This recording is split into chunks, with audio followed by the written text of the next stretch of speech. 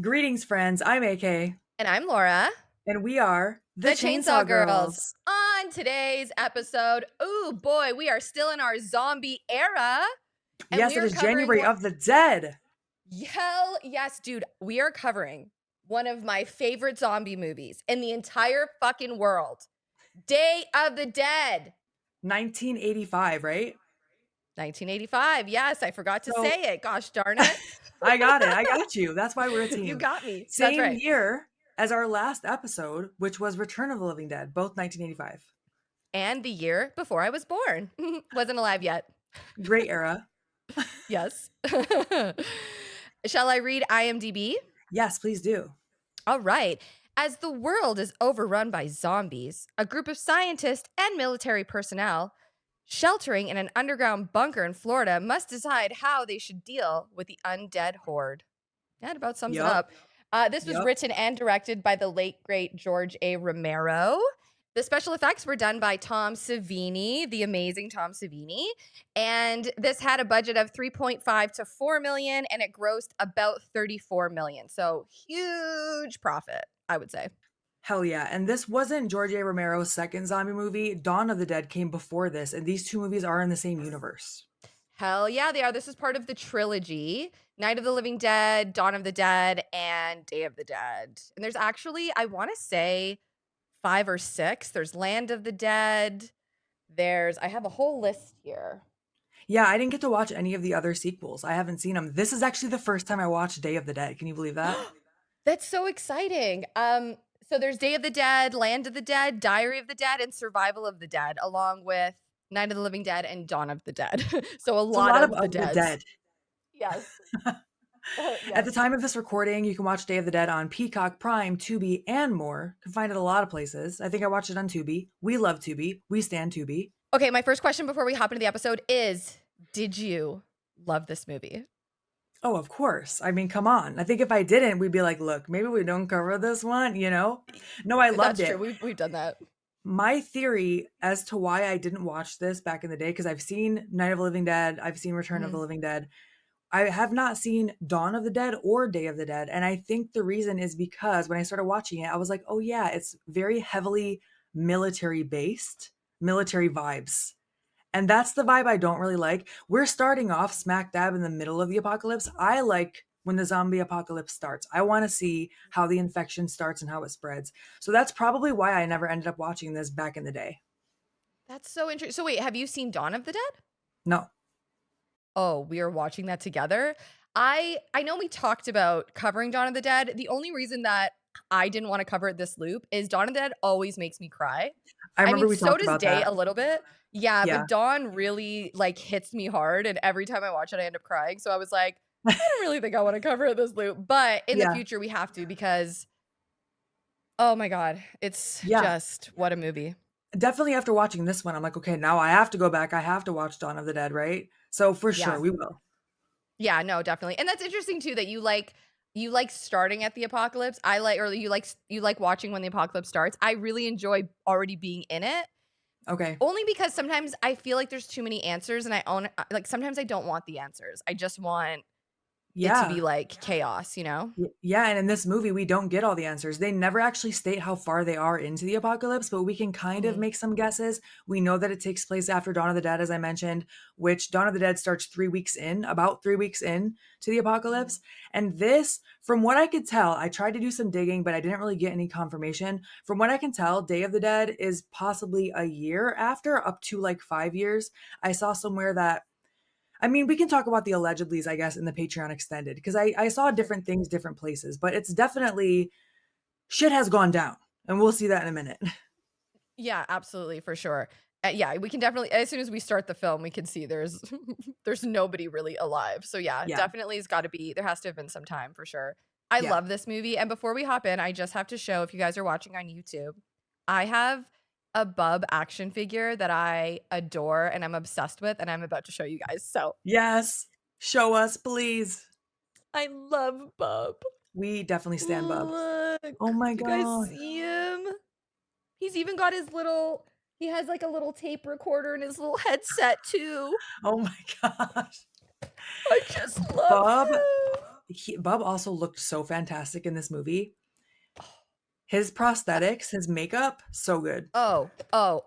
Incredible. And the actor that plays him, Sherman Howard, is so, so good. Like every mannerism, all of the way that he looks at everything with wonder and, Mhm. like confusion, but also like he wants to know more about it. He's intrigued by things. I think he just does a brilliant job and I'm obsessed. I want Bub to be my friend. Like, I love him. I remember when we were talking about covering this, you sent me, I think your text just said Bub and put like a sad face or something. And I didn't know what was going to happen yet, but I'm like, okay, I got to watch out for Bub here. I mean, listen, the first time I saw it, I was like, if Bub dies, I'm turning this fucking movie off. Like, he needs to be there right to the end. I If he swear to dies God. And again, thankfully, that is. that's right. That's right. Yes, exactly. Listen, we need to keep him as long as we can. He's a treasure. Okay. Which does he die? We'll find out. We're I going to guess we get to that. will. Should we jump into it? Let's do it. Let's do it. Let's All right. go. So Day of the Dead starts out immediately. Okay, there's no like cold, slow open, or I guess it is a cold open. There's no slow open with the credits. No, we're starting right away. You see a woman sitting against a wall in this concrete room. She looks very defeated, and we're going to learn that this is Dr. Sarah Bowman. Yes, Across the room, Sarah. there's nothing but a calendar on the wall, and it looks like October just ended. Okay, she's fixated on this pumpkin patch in the photo. She's looking at it, and then it's almost like she's longing for this place. Like now, knowing what we know, probably longing for like a normal life again. Hmm. And then we're about to find out the world is not so normal anymore. The music starts to play, which we need to talk about the soundtrack. we Yes. we really need to talk about it, but we'll get to it. All of a sudden, all of these zombie hands burst through the wall at the same time, and her reaction is kind of funny to me. Like it's a little cartoonish. Like she goes, just kind of like I don't know, but it's a really cool effect, and it's one of the main pictures you'll find when you do search this movie on Google. Yeah. And it looks to me like, obviously now we'll eventually find out, they're living underground, et cetera, et cetera, et cetera. But the fact that she's dreaming about being in sort of this, cell or room with no windows, no light, she's counting down days. I'm assuming, I mean, we find out eventually she's keeping track of how many days are going by because at this point it's the apocalypse. So do we really know? Unless you're tracking it, you might Right. not, right? She does seem Um, to be. She is for sure. And so it's just interesting that that's carried into her nightmare that she's trapped in this room, counting down the days, longing to be, go outside and be in a pumpkin patch or whatever. And then, zombies come out of the walls to get her. Like there's nowhere to go, there's nowhere to run. Yeah. I can think of people who would probably prefer a zombie apocalypse over going to a pumpkin patch, but I'm here to tell you pumpkin patches are pretty lit, okay? They're fun. Don't hate on them. I'm You're sorry. like, "Ah." I'm like, well, maybe with the right group. Exactly. The right group. That's always the main factor is who are you with, right? True, true. True. But suddenly Sarah wakes up. It was just a nightmare, which also sucks that she's having nightmares about the life that she's living, you know? Oh, I know. You wake up and you're like, oh, thank God. And then you're like, oh, wait a second. Actually, I'm living in hell. Oh wait, there are exactly, there are zombies around reaching for me all the time.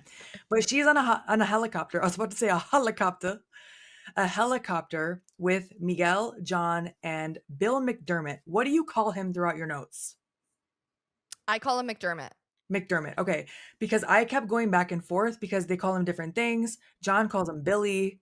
They call him McDermott a lot. Sometimes he's called William, I think. So just Yeah, I wanted to guess clarify that.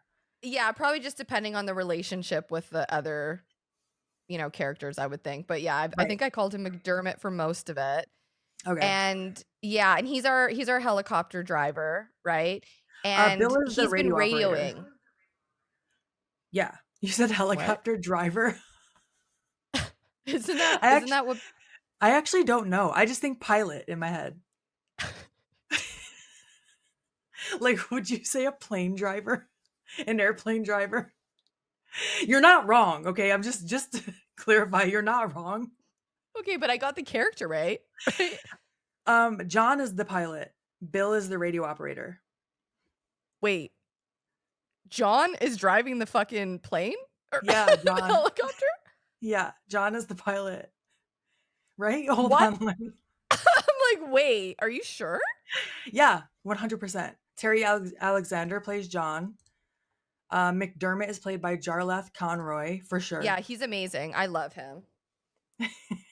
But yes, they both operate inside the helicopter, but Bill or McDermott is the one that's basically he knows how to do the radio. And Yeah, he's Miguel, radioing. He's been radioing all over the place. yes, Miguel is Oh, sweating. oh, I can't wait until we start talking about fucking Miguel, man. You I already know. cannot wait. I knew we were going to be on the same page about this. Miguel is sweating. He is holding onto his cross necklace. He is basically a scared and very traumatized soldier. For sure, yeah. So in some places, I kept reading that Miguel and Sarah are lovers, and They others say are. Miguel wanted to be Sarah's lover. Okay, I I, understand that they look like they're in a Sarah, relationship to me. I don't know, because Sarah does get teased about this throughout the movie. She never confirms, but she also doesn't deny it. But the way that Yeah. their interactions happen, I'm like, please tell me this is not your man, girl. I I think it don't is care if her it's an man. apocalypse. I think it is her man. I think it Oh, is I her hate that. man. Maybe they're not walking around holding hands, but like the way that Definitely she not. cares for him to me, that's someone that's your partner, even though he's a fucking huge pussy. Like that's your partner. You know what I Yeah, and mean? maybe he was different before this. Maybe before his trauma, he was a different person. Who knows? Yeah, We'll I mean, get to listen, it. an apocalypse. I feel like people are not going to act like they normally would, right? Like, and that's Yeah. across the board with every character in this film. Like Yeah. everybody, besides our core three who we love, everybody else is off the chain. Like they're just all unhinged. No, for real. Some of them are so over the top. I cannot wait to talk about it. But Hmm. Miguel right here, he looks like me flying in a plane in 2015. Do you remember how scared? Do Do you you remember? remember Do how you remember stressed out? India? Do you remember India? Yo, guys, we were on a 16-hour flight to India. Okay, this was back in Ooh, 2017, I think. And 20, so yeah. yeah, 2017, I think around there. So anyways, we're all TNA, right? We're in TNA, and it's the plane is filled with all of us, right? And AK had said to me like, I have a hard time flying. I don't know if I'm gonna be able to sleep. And I fell asleep. Like I was out for a few hours, and I remember I sat up and I turned around, and AK was wide awake, just staring. Staring with probably the light from the map that I was watching with wide eyes, staring at the map, the light just hitting my face. And I'm just like, I think I looked at you and smiled like, You did. She looked right at me through like the crack between the seats, and I was like, "Have you been awake this whole time?" And she was like, mm-hmm. I'm "Yep." not getting a wink of sleep on this flight. I hope that fear never comes back. I did get over it, knock on wood. The Jello theory really helps me a lot with flying. Look it up if you're afraid of flying. Oh, I hope that fear never comes back because that was horrible. When I I remember it had being that rough. period of like 2014 to 2017 where I would be sweating, drenched, like holding onto the armrest, so nervous. Oh, dude, I know that feeling. It's a terrible feeling. That's like me. That was me before I used to audition. My whole body would be just sweating buckets because I was Yeah, so nervous. yeah. Yeah, I But feel anywho, you. back to the movie. Okay, so McDermott is radioing, right? Like he's trying to connect to and reach to anyone. We'll eventually find out like they've tried Washington, they've tried across the country, they're just not getting a signal back, right? Nobody's contacting them back on the radio. So as far as they know, they don't know if anyone else is even alive at this point, right? Right. But they do land the chopper and Miguel and Sarah get out. Okay. So, a couple of things about this whole opening scene, right? So, we are in Fort Myers, Florida. I don't know if that's specifically where they say the base is located, but that's where it's filmed. It's filmed in Fort Myers. And we walk up the street and we see that it's pretty much deserted, except we see zombies. We see zombies have kind of taken over this sort of downtown area. We'll see a giant alligator crawl out of a bank, followed by, Which I thought the alligator was fake because he doesn't move no, at first. And then they show him no. walking. I'm like, oh, they did not have CGI that good back then. So that's a real ass alligator. Do you want a tidbit on the alligator? Yes.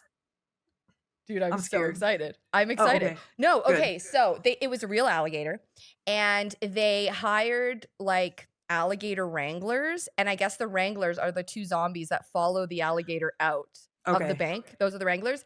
But I guess when they were taking the gator from whatever they transported it in, they dropped him and he cut his nose open and his nose was bleeding. And I just rewatched it back and you can see his nose is all red. Oh And I guess no. the gator was pissed. And Yeah. when he walked down the stairs, it's obviously not in the film, they cut it, but he whipped his tail around and it whacked into someone and they went flying. That gator was pissed. They He should was have left pissed. that in. That would have I know been great. he was pissed, man. Aw, But poor yeah, Gator. they cleared out that whole downtown area and I want to say it took them about a week or two to film all of that opening scene. And I loved it because at first, the very first time I saw this, I thought it was a set Yeah, cuz it kind of looks like a set. it definitely does. I wasn't sure which it was. Yeah, no, that is downtown Fort Myers. And I want to say where they land the chopper, where the base is, that's also Florida. And then they switch and they film the rest of it in Pittsburgh. Okay. And I Yeah. know the bunker is supposed to be in Florida. I don't know what city, but it is Florida that they're in. Right. Yes, yes, yes. Okay, Yeah. totally. Yeah. We also learned that McDermott's catchphrase here is Jesus, Mary, and Joseph, which I thought was so funny because he says it so much throughout this movie. I love him. He's one of my favorites. Our core three are my favorite. I love them all. Well, and Bub, Yeah. obviously. He trumps them all. John, McDermott, and Sarah are Yeah. those are the core three. Yeah. Fuck Yeah. Miguel. But Don't this is where the worry. music kicks in. And it almost sounds like it has a tropical flair to it. And so there were Yeah. times where I felt like it doesn't really fit, but then when they are showing the chopper flying over like palm trees and stuff, I'm like, okay, I can see maybe that's why. Yeah. It's different. It's different than Dawn of the Dead, right? Like Yes. it's got a different vibe to it for sure. Yeah. And I feel like as far as I remember when I was reading all this stuff, I don't think people were thrilled about it when it first came out because it was so different. Mm. Which is surprising to me because I think it's fucking awesome. But yeah, I think because it's filmed underground for the most part and it's like the military stuff, I think people weren't expecting it. Yeah, I was surprised at how much I did enjoy this movie because of those elements that I told you I don't usually like as much, or at least they don't pique my interest. But Hmm. it's a great movie. It's Oh, really well done. You really do fall in love with Bub and some other characters too, and the effects are oh, great. And the it effects varies. and the It's cast. interesting. Yeah, We'll talk about it, but Tom Savini, we already know, is yeah, fantastic. yeah. And I mentioned Bub looks so good because especially the zombies that they show up close, they really went in on their effects, which we're about to see one of them in this opening Oh, scene. oh, our He's opening zombie. crazy. We're not even there yet, but he's crazy. Yeah. But let's get there because I want to talk about him. So Yes. Miguel is calling out to anyone who might be on the street. It's him and Sarah. McDermott and John stayed in the helicopter. John was leery about even landing. He's like, look, we're not finding anyone on the radio. No one's around. But Sarah really wants to find civilization. She wants to help anyone that she can and also help them. Yeah. We see like a skeletal body covered by crabs. Money is flying through the streets. There's a newspaper saying the dead walk. Hmm. Then we see our first dead walking indeed. This is the one we were just talking about. He looks so crazy. The practical effects on this zombie. His tongue is hanging out of his mouth like his jaw has been blown off and he's Yes. completely decayed.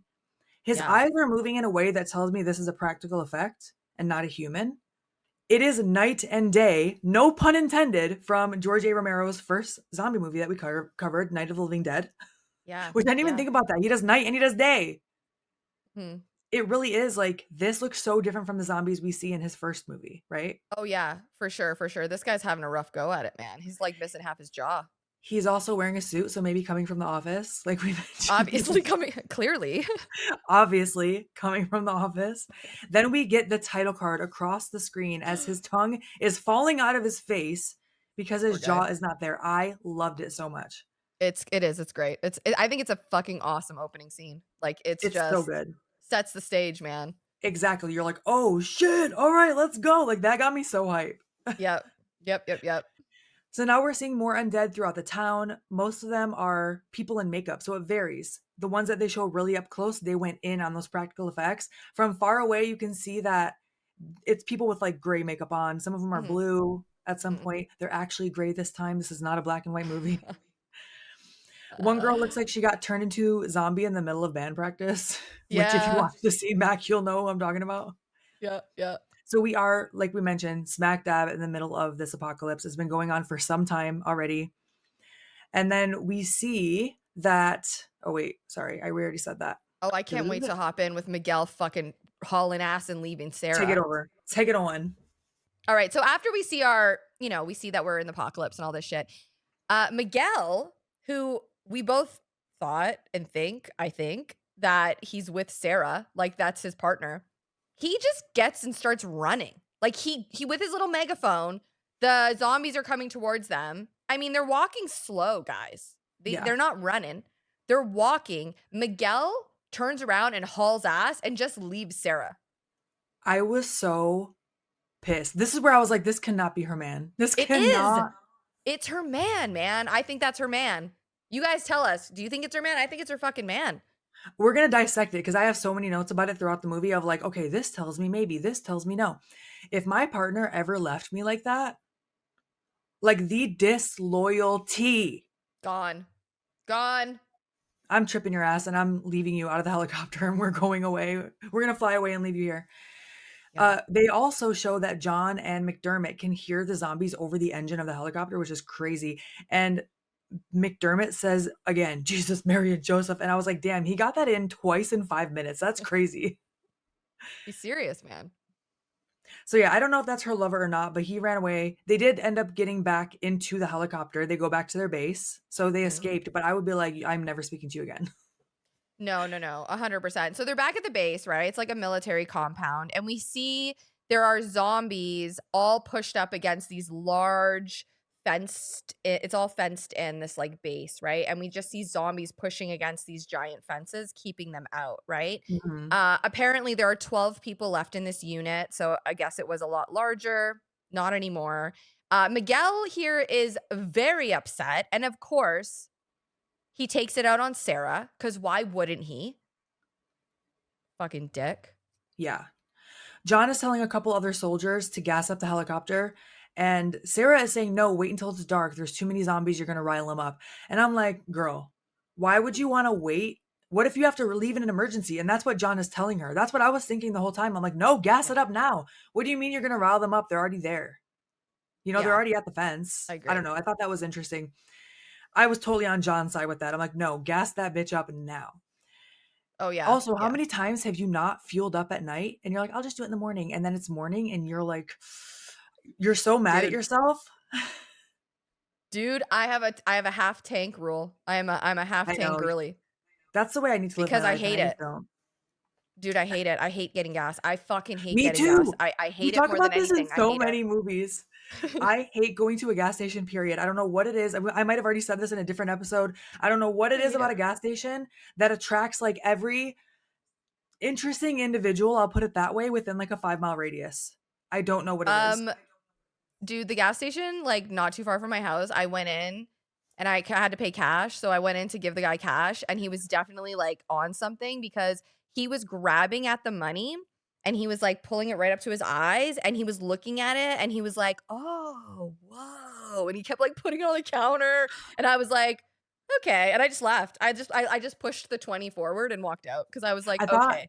I was gonna say maybe he couldn't see, but no, if he's going, whoa. Oh, he was tripping out. He was like, "Whoa, where should I put this?" And I was like, "Okay, that's my cue to leave. All right, Bye." bye. You know what? Keep the Yeah, change. Keep the that's it. Have it. But yeah, Miguel is a dick to Sarah here. She's just trying to help him because he's in a daze. He doesn't want to get out of that helicopter. He doesn't want her help, Mhm. fine. But he goes, everyone's not as strong as you, Sarah. You're stronger than me. So what? So fucking what? And storms out. Meh, Like, meh. I'm what? so mad. You're stronger than me. I Fucking don't shut up. have I I don't have know. the patience. I, I don't have the I, patience. I know. And like, here's the thing. This is the thing about Miguel. Okay, I do feel for him. I actually feel for everyone in this movie, even Sure. though I fucking hate a lot of them. I, on some human level, Sure. like I feel for, well, maybe not a couple of them. They can go fuck themselves. But there are a few of them where I'm like, you would start to lose it. Like, Yeah. and also, let's think about they're underground. Like, they're living in an underground bunker. There's only 12 of them. They're Yeah. all male except for one. Like, That when that realization hit me, I was like, Sarah's Oh, the oh, only woman. I started to oh. fucking sweat. Girl, when we get to the part where they're talking about, like, going to an island, oh, the amount of notes I wrote on Sarah having to repopulate the fucking earth, like, No, for real. not our girl Sarah. Uh-uh. Miguel isn't even the biggest heel in this movie. We have Oh, yet to see him, oh, but yeah. we also don't know what happened to him. He has PTSD and we don't know why. We never find He out what exactly does. happened, what he experienced. I'm guessing because they're not just coming to this base for the first time, they're returning to the base. So especially if Sarah and Miguel are together, I'm assuming they all went out together. They didn't pick Miguel up and bring him back. Like they went Yeah. out together. Something fucked up must have happened out there and then now they're coming home, right? Yeah, I think so for sure, and I think Miguel is just at his breaking point. Like, I Yeah. think he is probably the shell of who he was, you know? And Yeah. so it's like I do feel for him because we're not seeing him at his healthiest, right? We're Right. seeing someone that clearly probably needs medication, he probably needs a lot of therapy, and he probably Yeah. needs to get the fuck out of a bunker. And as we'll see what happens with the rest of them and what they're doing, like, it would make anyone crazy. I Yeah. just don't like the way that he treats Sarah. It's Oh like, no. just He go, deserves to get punched square in the face for sure, at the oh, very least. oh, at the least, the At the very very fucking least. least. Oh my God, I want to backhand him so many times. Yes. Grow a pair, But man. Come on. Anyway, when they get out of the sorry. helicopter, Sarah notices that there's a new grave at this little makeshift cemetery. And one of the soldiers tells her this is Major Cooper. He died this morning. So remember that name. Major Cooper died this Yep, morning. sure did. John is also not thrilled to be here. You can tell. The Hmm. pilot. He Yeah. proposes that they get into the helicopter, find an island somewhere, and that they spend what time they have left getting drunk and enjoying the sunshine, which in a I don't zombie think it's a bad apocalypse, idea. I don't think it's a bad idea. where humans seem to be losing at this point, it doesn't sound like the worst idea. No, go and get as many supplies as you absolutely can, you know, Yeah. and But go Sarah somewhere. definitely is like, she wants to save the world, right? She does. I think so. I think she wants to like help people and stuff. You know? I don't know. Yeah. I think I'd be on that island. Keep all the zombies on the mainland, like Jurassic Park, right? Keep them all on and then you just go fly off somewhere else. Yeah, repopulate somewhere else. Hopefully Ooh. find more women to do so, not just Sarah. Poor Sarah. Okay, so they get on this platform that lowers them into this military bunker or a missile silo, which is another thing that I saw that it was called. I'm not well versed in such things, but that's what I read. And so, like we mentioned, they are underground. These Mhm. two dickweeds pull up to them in it's not a golf cart, but it reminds me of a golf cart without the thing over it. It's like the Yeah. little I don't know what to You know call it. what's I tried to funny? look it up, couldn't find They it. when I watched the documentary, everybody in the documentary referred to them as go-karts. Go-karts. Okay, I'll take that. I don't Yeah, know. go-kart. That's go-kart, golf cart, something Yeah. like that. They were all kind of Go-kart talking. sounds more accurate. This is Steele and Rickles. Two shitbags. We're just gonna tell you that right off the Steel bat. steals. I She's I'm at a speechless. loss. He's Yeah. such an asshole. And he's He's so great, by the way. Like, I think oh, he's yes. great. The actor is Mhm. great. Gary Howard Clark. Yeah, he's amazing. He was really great in the interview. I was watching. He was talking about it, and when we get to his death scene, I have some little notes on that. Oh, I can't wait. And Mhm. Rickles is like his little sidekick. He was played by Ralph Morero, and he is also a little shitbag, but he is definitely like the little sidekick to Steele. Yeah, for sure, for And sure. so, Steel think about Steel, you guys, as like that loud asshole in class that never shuts up. And you're just like, can you it's not funny. And he's the guy yes, that's like, he's not the leader. He's the leader's sidekick, but then Rickles. Rickles is his sidekick. And So it's like Rickles just giggles the whole time. yeah, they're just stooges. Yeah. Yeah, Stooges. There you go. They for sure Yeah. are. And they're Yeah. giving the crew shit for not finding anything when they were out there. And they're telling Miguel he has to get in the cart so they can go corral some zombies for their experiments. Mhm. Sarah is trying to tell them he's not well, he hasn't slept, he can't go. But there's not really anyone else to get. So Sarah volunteers to go. And Miguel doesn't like this because he feels like she's, what is it, emasculating? Emasculating him. Just go lie down. Like she's not. She's actually helping you out, brother. Go lay the fuck down Yeah. and calm yourself. Get And some we'll find out. sedatives from Dr. Logan. All Yeah. right? Put on some headphones. Grab Bub's headphones and fucking chill out, man. You have all the supplies right there. We'll You're find out. listen, you got grass outside. Roll yourself a fatty and relax. I thought you were talking about the little literal grass at the surface. I'm like, "Yeah, go touch some. Go No, touch some of that grass, well, Miguel." that too, but we see them growing. They grow. They're growing Yeah, there, right? So, I yeah. don't know. Come Which on, you probably in got the '80s, that was a options. big deal of like, "Ooh, it's the apocalypse. Everyone's smoking weed," you know? What I mean, listen, it's the apocalypse. You might as well grow Shit. some weed. Holy I would start shit. smoking again if that were the case, honestly. But, I mean, Sarah volunteers. Miguel insists he's alright. He jumps in the cart as well. So it's now Sarah and Miguel are going. Steele and Rickles are screaming and squealing on this cart ride, like way too excited to go corral these zombies. Like yeah, yeah. literally, like "Bleh," like a pig. Mhm. That's what Rickles sounds like sometimes. Well, I mean, I feel like you'll agree with this. They all act like little boys. Like they act like boys that don't have any authority. Like they 100%. it's like teenagers, like, or they're college kids. Like they're just acting very like they don't have, there's They're nobody really. Yeah, they're so over the top sometimes. They even remind me of like an '80s heel wrestler. Yeah, and I think it actually does reflect that they're in an apocalypse. Like they're Yeah, reverting back to their like, younger immature selves because it's fucking chaos. And they're corralling zombies, which is I think it's horrible what they're doing to them, but for them that's you have to think about it this way. The way I was really thinking about what it's like to be in an apocalypse and like to not have normalcy, but to have jobs that you have to do. And if you don't yeah, have a job to do, you'll go crazy. If you're just sitting there and if your job is to be corralling zombies, uh that's your job. And yeah, so it's like it's really weird. Like I was trying so hard to look at this from all different angles yeah, than just these guys are assholes, end of story. And I'm not saying they're yeah, not assholes. It's just I think the lack of humanity, it just brings out the worst fucking sides of people. yeah. And especially when you feel like you don't have an authority to report to, even though we'll find out they do, they're all on the same side. So they feel like they probably have immunity to do whatever the fuck they want, right? 100%, 100. It's like the worst of the worst survived the apocalypse. You know what I Yeah, mean? yeah, and the worst has been brought out of them. So they Yeah. get to what looks like a mine shaft, and you can tell that Miguel is annoyed at Sarah. Steele gets up on this little platform thing, screams into the literal void. He's going, "Let's go, you dumb fucks!" Sometimes the verbiage here, the dialogue is so funny though. Mhm, But mhm. he's trying Yeah. to lure the zombies, and they don't call them zombies. I don't even think they call them zombies at all throughout this movie, to be honest with you, now that I'm thinking I about don't it.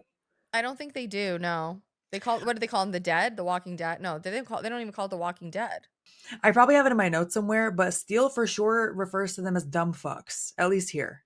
And the rest of the military people kind of follow suit.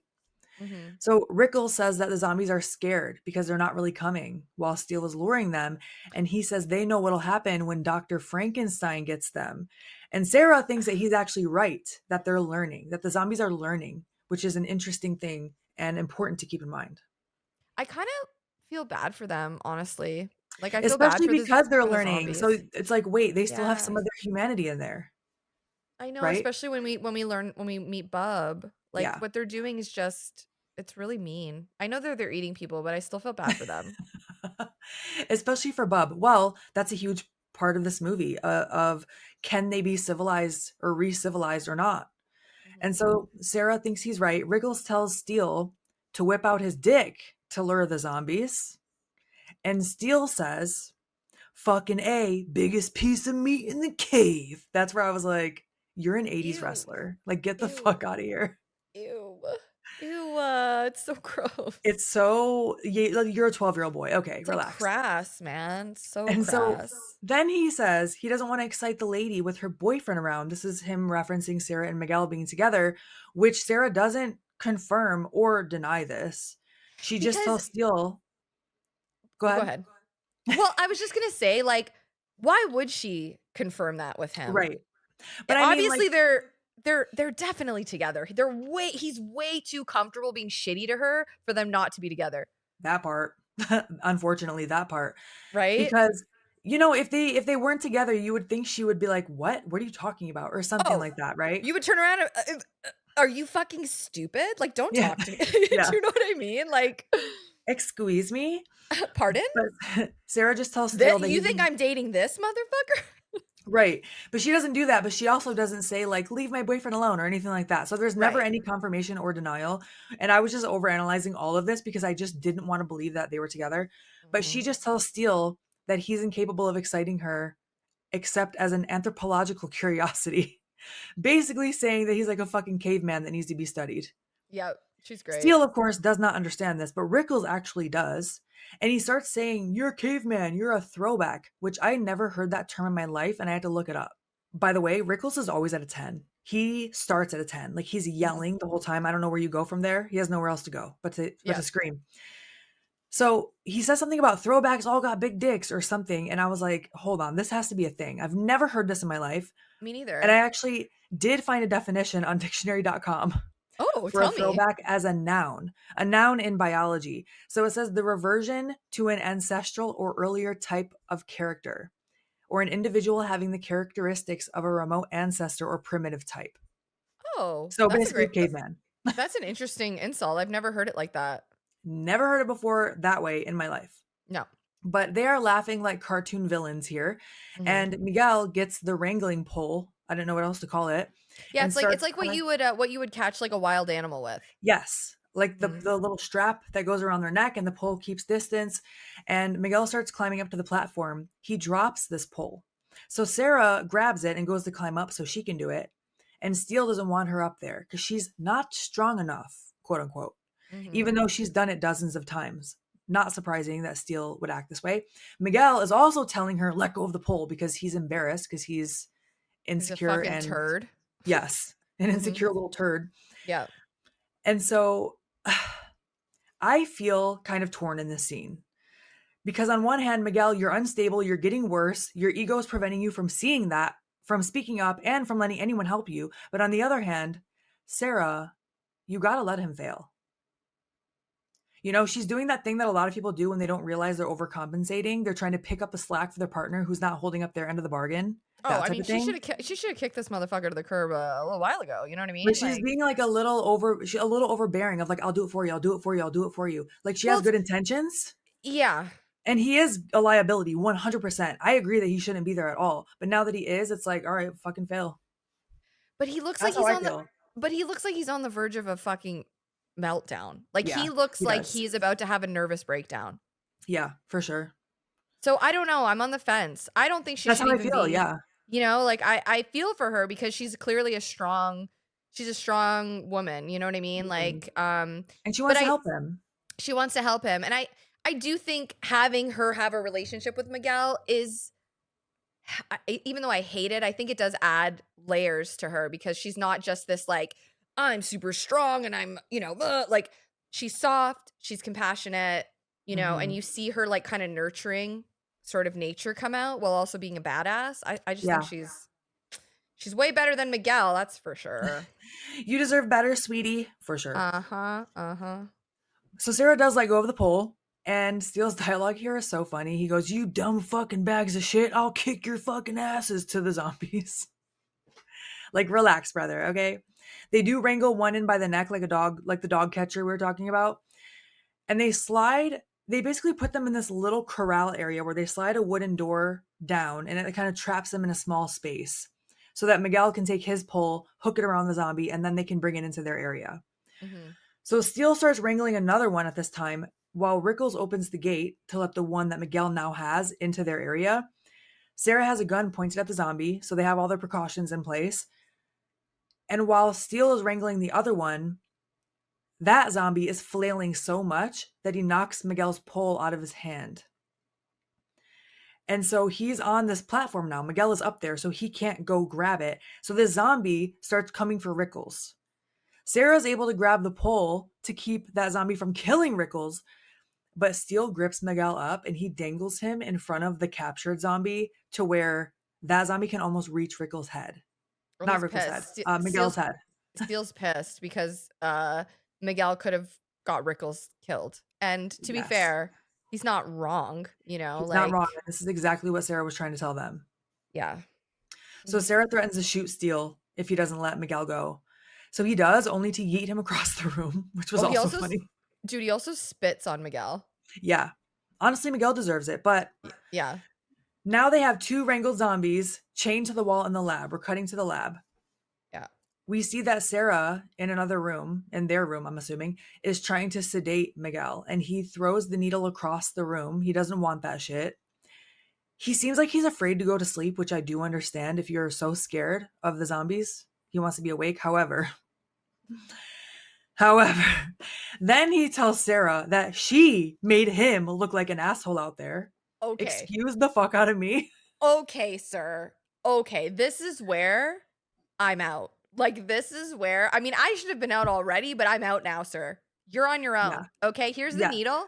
Stick it. I don't care. I'm out. Have a Stick it wherever nice the fucking fuck you life. want. Yeah. Like, Miguel, you made you look like an asshole out there. You fucking loser. That's what happened. Projection much? Okay. Sarah is trying to sedate him against his will. I understand that's also fucked up to some degree, but this is layered because he's being a danger to those around him Yeah. and possibly to himself. He's not okay, and this is a life or death situation. I'm just gonna say a couple things about Anthony DeLeo Jr., who plays Miguel. He talked about how emotionally taxing the role was because he did have to go through a huge range of emotions throughout Yeah, this film. And like, he's brilliant. Like, he plays this like very broken down person so convincingly. he Like, really does.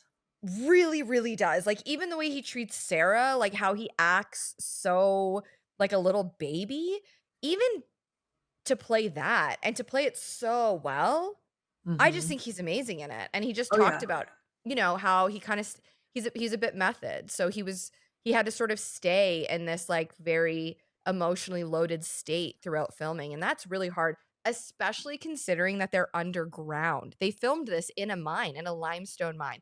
They were underground for like 3 months, barely seeing daylight. Everyone was getting sick. Like, it was a tough shoot, and he especially had to stay just emotional the whole time. That's a lot to have to feel what Miguel is feeling that whole time. And I didn't even realize they were all underground too, because now they're all kind of forced into a little bit of method acting, right? Of actually being underground like that. Oh no, for real. Like, they were really they were in a mine. And that's where George Romero wanted to film. Like, he said it there. Like, that's where he wanted the location to be in this mine. Yeah. Yeah. Holy shit.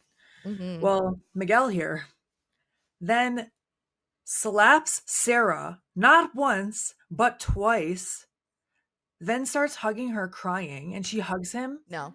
Nope. but only so she can stab him with the needle and sedate him. And even though I can't stand Miguel as the character, Yeah. when he starts crying here and realizing that he's been sedated against his will, I do feel empathy for him, which I hate because I want to hate him so bad. But when he starts crying and he's just like, "You bitch," I just felt sad for him overall. I know. I I didn't feel can't sad stand for him him. no, I did feel sad for him, just not in that moment, but I did Okay. feel my heart did hurt for it did. Like, it's a fucked up situation, and it would probably drive just about anyone to go a little bananas, Yeah, for sure. And who knows what he's seen. He's obviously seen some shit. Yes. And even here, I was like, this cannot be her lover. This cannot be her lover. But Can you also, imagine, AK? Imagine you're like, I just want you to take care of me. Why am I taking care of you, you big baby?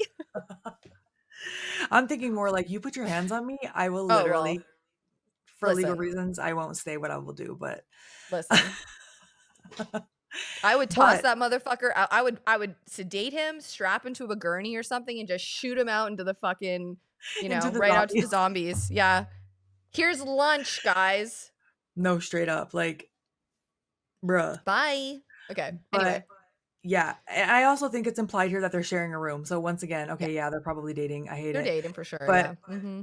we cut to the true heel in this movie, who Oh, is yes. Captain. Our new players. Let's go. We got Captain Henry Rhodes, who is talking to one of the scientists, Fisher.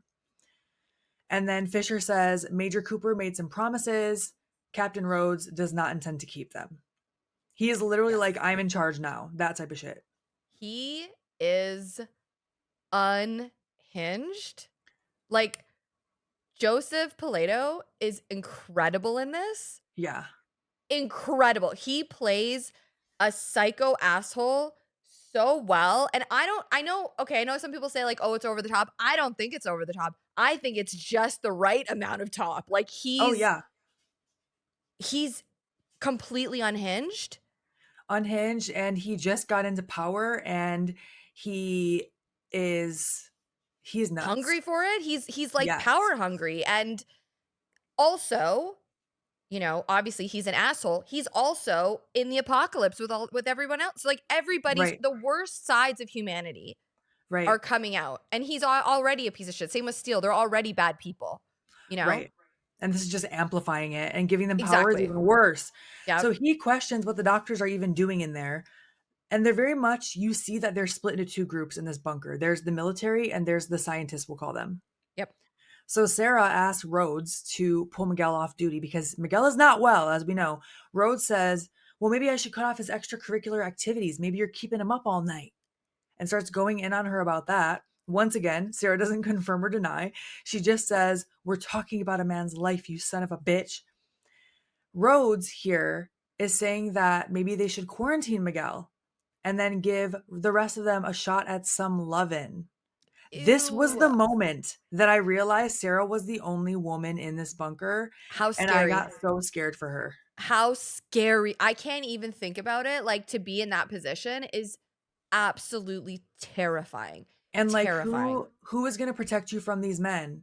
Other men? Well, The thank man God that's for supposed to be John. the man that's supposed to be your boyfriend that's definitely not protecting you, that's slapping you. Like what the Do what I'm like I was saying. like I liked her with John. yeah, me too. There's I John know. and Bill. I liked her with John way more than Thank God John and Bill are there.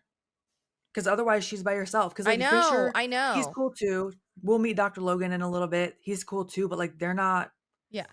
they're not gonna like beat Well, up Rhodes. You know what I'm saying?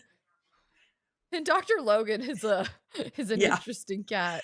I love him. I love him, but he me is an too. interesting guy. So Sarah and Fisher go to leave, and Rhodes yells to them that there's a meeting at 7. He expects everyone there, including Dr. Frankenstein and her boyfriend. He does say boyfriend. All Sarah says here is, I gave him a sedative. He won't be awake. So I I'm guess surprised.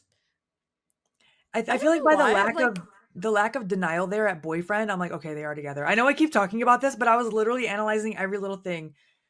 I'm What like were you gonna say you're surprised that surprised by? I'm surprised that she went for Miguel. I'm surprised she went for any of them, but like he But just that's why I'm seems wondering, like maybe they were together before the apocalypse. oh, We have no yeah, idea. true. Or Okay. maybe before his PTSD, he was just a completely different person. But Rhodes here is pissed. He tells her that she better not sedate any of his men without him knowing. He wants to know everything. Yeah. And she says, yes, sir. Fuck you, sir, from across the room and slams the Great. door. I was like, hell yeah, Sarah, even So though great. that's a little risky right now. I loved it. I loved it. So Sarah goes to find Dr. Logan, aka Frankenstein, is what the military guys are calling him. He's covered in blood. He's speaking into a recording device about his findings, surrounded by an opened up zombie, well, several opened up zombie bodies laid out on tables.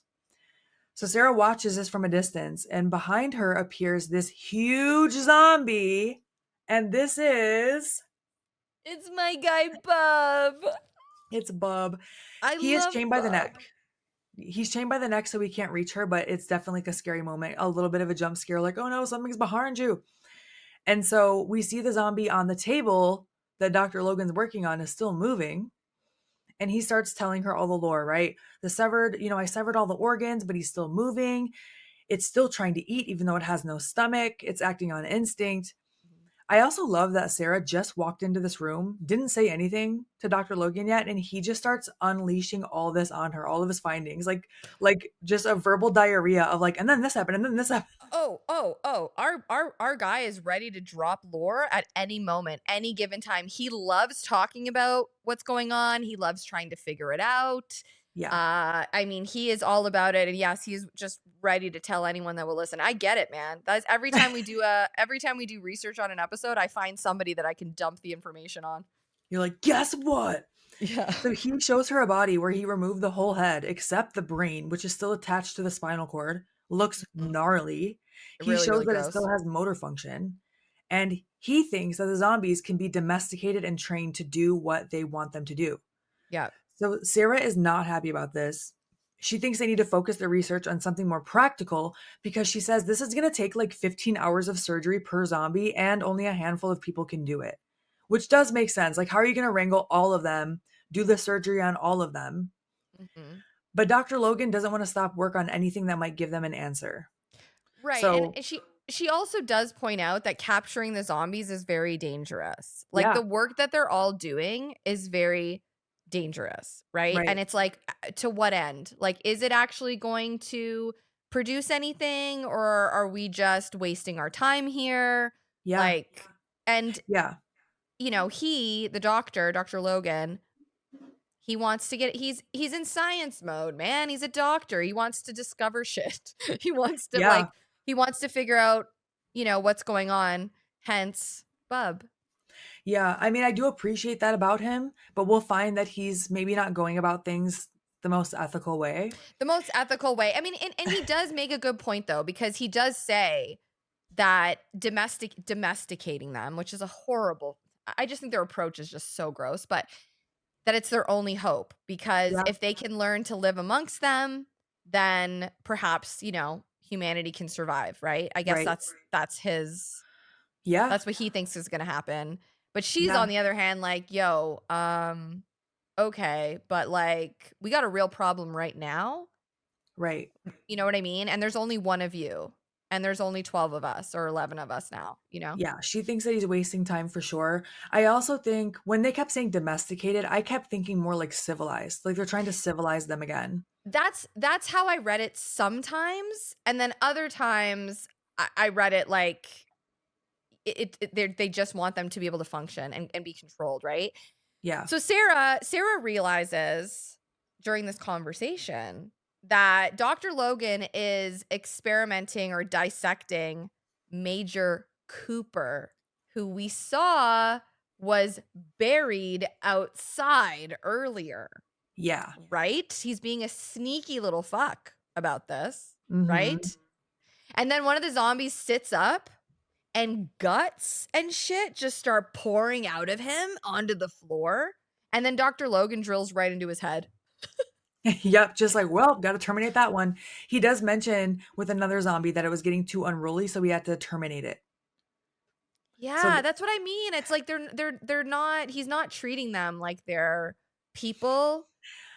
yes, And but I know that also they're not, but still it's fucked up, I man. hear what you're saying. I hear what you're saying. The whole situation is fucked up, right? I just think, yeah, like I guess in my mind, I'm just thinking about the lack of humanity and compassion. It's just gone. Like nobody has any except for our core three. Yeah. For sure. The military people and even Dr. Logan, they're being a little excessive with the way that they're handling them in a way that, yeah, forgets that they were ever human. I understand. I also understand they're zombies and they're going to kill you if they get the chance to. So you Yeah. have it's survival of the fittest, right? So but I do understand. Yeah. But yes, the body with just a brain on the table was Major Cooper, and Sarah is like, "Bro, do you understand what they're gonna do to you if they find out that you're dissecting one of their men? Like, are you kidding me?" And also, she mentions to him, "We're losing the cooperation of the military, so you can't just be wasting specimens." That's what they call them, specimens. Specimens, yes. You know what I think is really great too? Everybody's handling the apocalypse differently. Like Dr. Logan Frankenstein, like he's like, I'm just gonna put all my energy into this. And Steels is like, I'm gonna put all my energy into capturing them and being a fucking asshole. And like they all just have their own way of processing what's happening. And Yeah, the assholes are processing it the worst way possible, right? yeah, As they would. for sure. So we cut to our group in like, I'm going to call it a cafeteria. Okay. It looks Yeah, sort of like a cafeteria. And McDermott and Steele are arguing with each other over something. McDermott points out that there's no one replying to his distress calls. Okay. So again, we find out that because basically Steele's is like, is there anyone out there? And McDermott's like, there's nobody out there. I've been trying. And he kind of like goes on about how like he's tried Washington, like I was saying earlier. He's kind of tried coast to coast. He's not really getting anyone, right? Rhodes then, Sarah gets up and there's a bit of an altercation here between Rhodes and Sarah. right. And it's wild. Yeah, this gets so tense. I was so uncomfortable and I felt internal rage for Sarah in this moment because Sarah's about to leave. Rose tells her to sit down. He feels that the reports they're giving him aren't telling him shit. They're wasting his time. He keeps saying that they're all jerking each other off in there. He says that a lot. Okay. Rickles is chiming in about how, like, something else about her and Miguel, something gross. Like, oh, well, she doesn't need to jerk off. She has an honest to God dick to get off on. Like, it's just very crass and very, they are obsessed with the fact that Sarah and Miguel might be fucking because they're not getting any, I think is the problem. Exactly. They make a lot of Exactly. racist remarks. Sarah goes to Oh, leave. so dude, there are It's a lot. so many racist remarks throughout this film. Yes, Like, a lot. it's really gross. Really To where I fucking was even gross. like, "What? Like, what are you even saying? Like, I know you're being racist, but what?" Like, it was like dumb shit too. It's always Mhm. dumb shit, right? But I Of was just like, course, "What yeah, are you but even talking ugh. about?" So anyway, Sarah goes to leave. Rhodes tells her if she doesn't sit down, he will have her shot. This is Mhm. exactly what I was thinking of in the first interaction with them. And Right. when she left and was like, "Fuck you," I'm like, I don't know if you should say that to him. So Fisher, the scientist, one of the scientists, is like, "When did this become a military operation?" And Rhodes is saying, "Since he took over, he doesn't care." Rhodes So tells one Steele, could one could venture a guess that Cooper, who died, probably was handling things differently, I would yeah, say. because even in the beginning, Fisher mentioned that Cooper had made them promises, and now Rhodes is like, "Well, I'm not Cooper." Yeah. So just Worst person. It's horrifying. isn't it always the worst fucking guy in charge? Like, Like, isn't it come the on. worst person that you know gets put into a place of power? That should Like, never, ever have any ounce of power. Ever. ever, ever, ever, Ever. ever? So Anyway. Rhodes tells Steele to shoot Sarah, and even Mhm. Steele thinks that he's joking. He kind of makes like a little "bang bang, you're dead" joke. Yeah, Rhodes, Steele's is like he thinks it's funny. No, Rhodes yeah, wants her shot. He Rhodes wants to make a ain't point. joking. No. Mhm. And so Rhodes pulls his gun out at Steele and starts counting to 5. And Steele's like, "All right, all right." He stands up to shoot Sarah. Now here's where John gets up and draws his gun, or goes to John. draw his gun. John the John, I love pilot. John. Sarah yells no. I'm like, "Girl, he's like, why would you say no to that? They're going to shoot you, you know?" But she doesn't But want anything to happen to John. I know. She's a good fucking person, man. She's the best. Oh, And then she does begrudgingly get in her seat, and so this is just a full tyrannical operation now. Like, yeah. they're just running the whole fucking thing. I felt rage in that moment because you know Sarah wants to be like, "Fuck you," but she just has to bite her tongue in that moment. Yeah, for sure. Fisher reminds Rhodes that his orders are to facilitate the job of the scientific team and that they're all civilians. Like, we don't have to answer to you. We're not in the military. You're here to Right. protect us. Mhm. Rhodes doesn't care. He doesn't like how things are being operated. He doesn't like that these dumb fucks, the zombies, are so close to where they sleep, to where the military is sleeping. He doesn't understand why he can't just shoot all of them in the head. And from a distance here, we hear Dr. Logan finally making it to the 7 o'clock meeting. And he's just very matter of fact about it. He walks in and he's like, while he's doing his little waddle, it's like the longest walk too, to get to from the door to the where they're all sitting. And he goes, I "Well, you don't love have enough him. ammunition to shoot them all in the head." He's Just like amazing. very, Like he's so does not he is not phased. Like he's crazy to me in the way that like he's not scared and that to me is crazy. Like he's oh not yeah, afraid of the military. Like he's just like, no, I think he thinks they're stupid, honestly. That's the I get that 100%. right? Like he just thinks they're all just like dumb.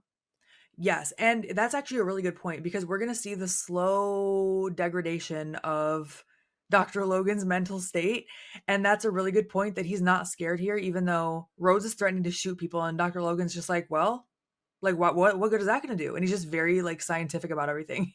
And that to me is like an indication of like a bit of insanity, right? Like Exactly. to just be like, "Wop, wop, wop," like he doesn't he's just talking about what's happening. Like, Yeah.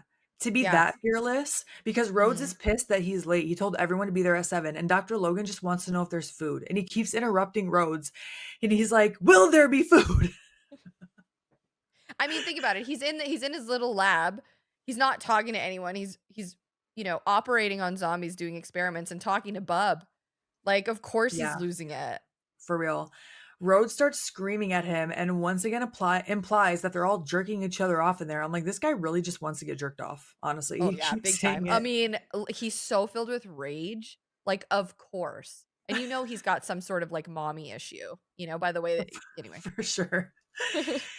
So he says that they're going to blow up. Rhodes says they're going to blow up the whole place, zombies and all of them, and then leave the civilians behind. And Dr. Logan says, well, where will you go? Basically implying there's nowhere to go. Like, you're here. We're here to solve this problem. You have nowhere else to go. Right. And he tells them that they're all hopeless unless they can make the zombies behave, and that he, Dr. Logan, will be able to show them the progress he's been making soon. Mhm. And he claims that Sarah knows about this too, like, right, Sarah? And you can tell that Sarah's hesitant, but she agrees because she doesn't want to say, no, this guy's fucking crazy or wasting Yeah, time, cuz right? So yeah, she's like, and then yeah, also McDermott will probably shoot Logan in the head if he doesn't produce something, right? So Sarah is probably just like, this guy is like trigger happy and he's super aggressive. Like, let's just try to, you know. yeah. Even though that she's not in complete agreement with what Dr. Logan's doing, yeah, Right. she's going to be on his Right. side over Rhodes. I was about to say Dr. Rhodes. He ain't a doctor. Yeah. So Sarah is asking Rhodes to give them whatever time they need. She believes that there are still people out there that are alive. She also wants to save them. And then there's an uproar in the room. Everyone's arguing. Rhodes screams. He commands everyone to shut the hell up and tells them they have a little more time, but he wants to know everything that's going on. Mhm. And he says, "Don't piss me off," which, by the way, I have been saying so much in my life lately. Like, straight up Jeff Jarrett style, not on purpose. Yeah. I wish I could have coined that as a catchphrase first. But even like, I don't know, just little things. I'll be like, don't piss me off. I don't know why I've been saying it all the time lately. Oh, I love that though. Now I'm going to pay attention to the weird things that I say when I'm by myself and I'm getting angry. I say, "Find your zen, Laura.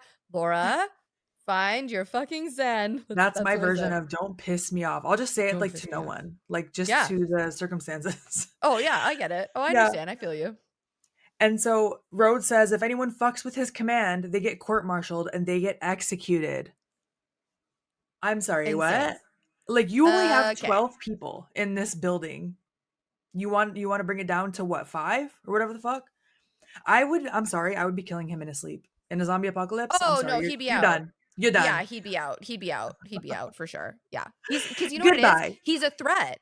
Like, you're Exactly. actually a bigger threat to me than the zombies at this point because one, you're a man. Two, you're aggressive. You obviously want to shoot something Yeah, and you're filled with rage and you're unpredictable. Like, you got to exactly. go. Unpredictable, dangerous. Yeah. You are not only a threat to me and us, but to all of humanity because that's what we're trying to save, Yep. right? Yep. So later in the hallway, John tells Sarah she better be careful.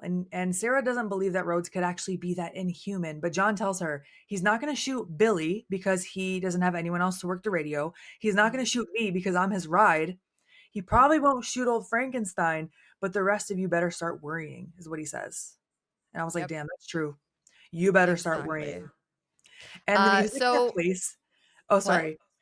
The music that plays here doesn't feel like it fits the scene. If you watch it back, it's a very serious scene to me. Like, it seems scary. Like, you would expect to hear like a dun, but it's like that tropical music Oh, the starts tropical kind of picking music? up.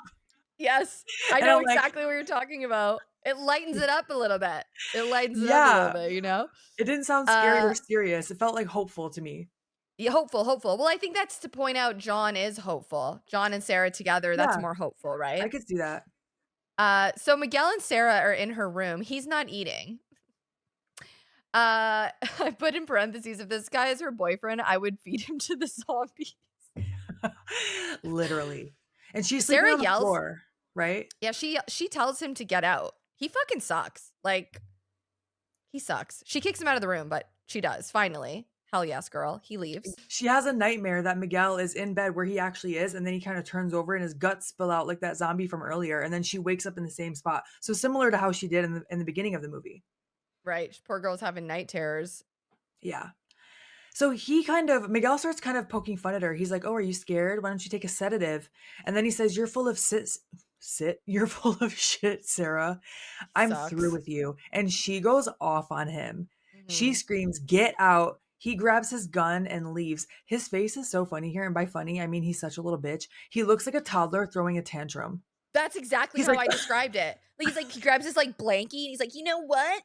Like, stomps his feet. It's like, "Get out, Miguel. Just, like, yeah. So she go." does kick him out. Sarah goes into the hallway, which is half a giant rock because remember they're underground, and she gets some Mhm. water at the fountain and she hears a zombie freaking out in another room. A bunch of military guys burst through the door at this point and just start tussling in the hallway, just like in Night of the Living Dead. They're tussling. They're And I'm tussling. not sure why. They don't ever say why. I guess they're It just I boys think they're being just losing boys. it. Yeah, like, I do, I think they're just losing it. I think they're just Yeah, I also they thought it was maybe supposed to be a jump scare because it comes out of nowhere, right? It's just them. And Sarah's like slowly walking through this. It's kind of odd. But Bill does grab her, or McDermott, and Mhm. escorts her through this, offers her some of his flask. She does take it. Yeah, his And brandy. they put on their hard hats and they go deep into the mine. I put in parentheses, I'd probably be stoned the entire time. If you could be, hell yeah. I Dude, mean, I don't know McDermott, he has how. his flask. He He does That's have his his thing. flask. Yeah, he's got his flask, yeah. Yeah, and he's bringing her to the Ritz, which is a play on the Ritz-Carlton, the luxury Yes. hotel. This is Bill and John's hideaway that they have deep off of, what do they call it? Not the base. They call it something else. I have it in my notes, but it's away from where all the military people are. Yes, and the music here, it's the same. It's like mystery and wonder, and it's kinda Whimsy. happy. It's whimsical, it's Yeah. whimsical. But we And it looks like a see trailer. Oh, go it ahead. looks like a Sorry. trailer. Well, we see that they've created this sort of it's a trailer, and you walk in, and then when you go through the back, they almost made themselves a backyard with, like, Yes, it fake looks like grass. It's turf, cute. right? Turf, and there's, like, little lights, and there's lawn chairs, and it just has the vibe of them, like, being outside in someone's backyard, and John's sitting there, and he has this, like, huge stack of papers, and it's Mhm. basically files and government files and military documents and things like that, and he's kind of going through them and sort of just, trying to, cuz like she wants to make sense of things, right? Yeah. Like, and he basically gives her this incredible monologue. Yeah. Incredible fucking monologue, which by the way was the last thing that he shot. It was the last thing they shot was this monologue. Oh, wow. And which is so poetic because it's just, but basically, like, he tells her, like, we're never gonna figure this out, Mhm. like, we're stuck in a tombstone, essentially. He's like, who Mhm. gives a fuck? There's really nothing to live for. Let's enjoy this shit, you know? Right. And he kind of also says, um, they're never gonna figure it out. It's not for them to figure out that time is all they have left, that they should enjoy it. And then he tells her, I mean, they could start over and make babies. And in Yep. huge letters, I wrote, "Excuse me, sir, who's making babies? I know it's not Sarah." Thumbs up. If you're watching on YouTube, Laura sometimes gives a little thumbs up bubble in the video. But like the gist of what he's that's the gist of what he's saying, right? Like I get what he's saying, like obviously. Um he also suggests that they're being punished, a curse from God, so man could get a look at what hell was like. Yeah. And he also kind of talks about how like he puts the apocalypse in a way that it's like this thing that's bigger than them, Mhm. and trying to Almost figure like out how it started and why it started is like a moot point. exactly. Yeah. It's an epic monologue. You should go watch it Oh, for sure if you haven't seen it. I love it. It's incredible. Yeah. Yeah. So later we see Sarah running some tests in the lab. She goes back out to that water fountain in the hallway to take some pills because I imagine she probably is like whatever Xannies were in the 80s, she's like, "Give them to me." She's And just she popping hears a quaaludes. commotion. What'd you say? Said she's popping quaaludes. Quaaludes, and that was, like, more 60s, right? No, 70s? I don't know. 80s. Oh, Was it 80s 80s, too? man. Oh yeah, Oh, they were taking shit. quaaludes in the remember in Hell Night? Oh, I yeah, Hell got I Night. got Jack Daniels and Oh, quaaludes or yeah, whatever the fuck. Jack and Quaaludes. Oh my gosh, you know what? In a Party. zombie apocalypse, hand them over. So she hears a commotion in that other room. It's Fisher who's trying to feed some food the military provides called beef treats to the zombies, and even they won't eat it. So that tells you what they have to go through also living this way, what they're being fed. It's not like they're just like relaxing, playing video games, eating gourmet meals while they figure this out, you know? Yeah. Sarah's trying to figure out what is the goal here? Like, what are we doing with these zombies? Dr. Logan pops up and tells her that they're just like us, and reward is the key to convince them to be good little girls and boys, just like we were. Dr. Logan is a character, I'm telling you. Mhm. Mhm. So the zombie that is chained flips a gurney over, and Dr. Logan is like, well, that wasn't very nice at all, and tells him to sit there in the dark by himself and think about what he's done. And they shut the door on the zombie, and the zombie does get quiet and look around and look really confused. Yeah, like, he kinda scolds him. Yeah, because he's Yeah. he's trying to train them like they're children. Mhm. Mhm. You know, you get I rewarded if feel like you do he's training something them like good, animals. Yeah. right? So Yeah. Dr. Logan wants to show them something. So he's bringing Sarah and Fisher into this other room, and it's Bub. It's Bub. It was his father's name, so Yeah, he calls something him that Bub. his father was a surgeon, he mentions, and that Mhm. his club friends or whoever would call him Bub. And he goes off and Yeah. tells the story. He mentioned something about his father telling him he would never be rich if he took a certain career path, and you're starting to build some like family trauma here because then later we're going to hear recordings where he's talking about his mother a little bit. It's all just little Yeah. pieces that put Dr. Logan together. Yeah, like, it's kind of obvious here that Dr. Logan's trying to prove to his dead father that he's capable of, more than what his father thought he was, Right. you know? So Striving Bub for is that also validation. exactly. And so Dr. Logan brings Bub a couple of nice things to play with. So he brings him a razor, a toothbrush, and then also puts down a book, Salem's Lot. Yes, He goes back Salem's behind. Lot. Great movie, by the way. Whew. You know what? I haven't seen it in so long. I feel like I don't remember any of it, but I so want to watch that again. Mhm. It's a good But then one. they go back behind this two-way mirror. So Sarah Fisher and Dr. Logan. He mentions that Bub has seen the other two before, but the book is new. So Bub starts going through the motions with these objects. He puts the razor up to his Mhm. face. He catches his reflection in Oh, that he mirror. He cuts starts shaving off himself. pieces of his skin. So bad for him. He tosses the toothbrush, which I think is pretty funny. Yeah. His motor skills kind of look like a toddler. Like he has a handle on it, but not like we would, right? Kind of how you imagine a zombie would pick Yeah. something up. And so he does look at the book. He eventually opens it, and Dr. Logan is very pleased with this, that he remembers everything he used to, is what he says.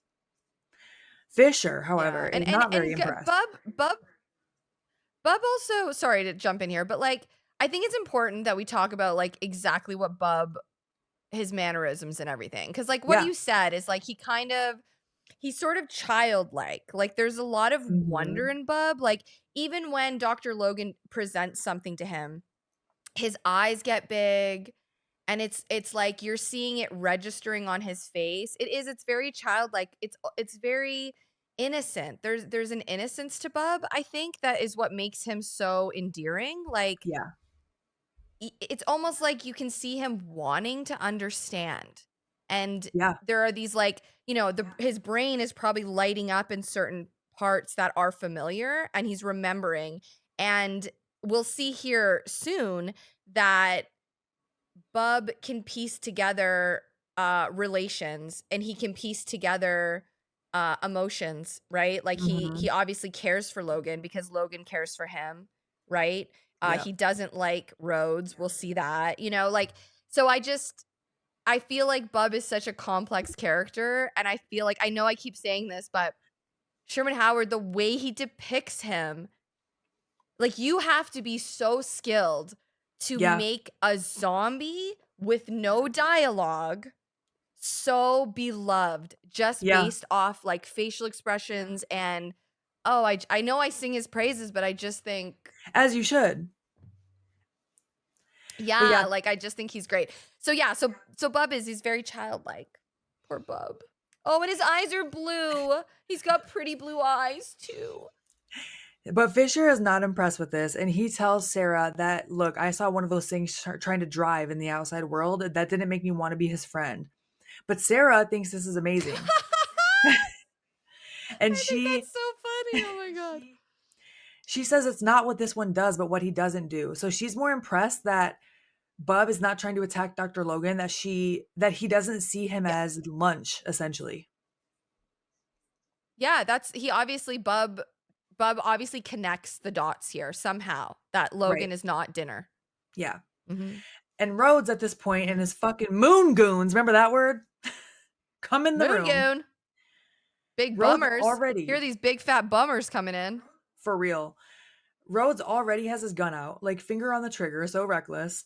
And Dr. Logan keeps going. He puts a Mhm. phone in front of Bub, like a telephone with the receiver and the long ass cord and everything. Bub picks up the phone, not perfectly, but it's close to his face. It's close enough that you can tell he knows what he has some Yeah. memory of what he's doing.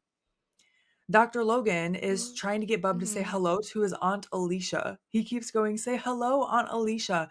And eventually, Bub does slur something that sounds along the lines of saying hello, Alicia, which this came out. Yeah. I have it in my notes. I want to say this came out a month or two before Return of the Living Dead.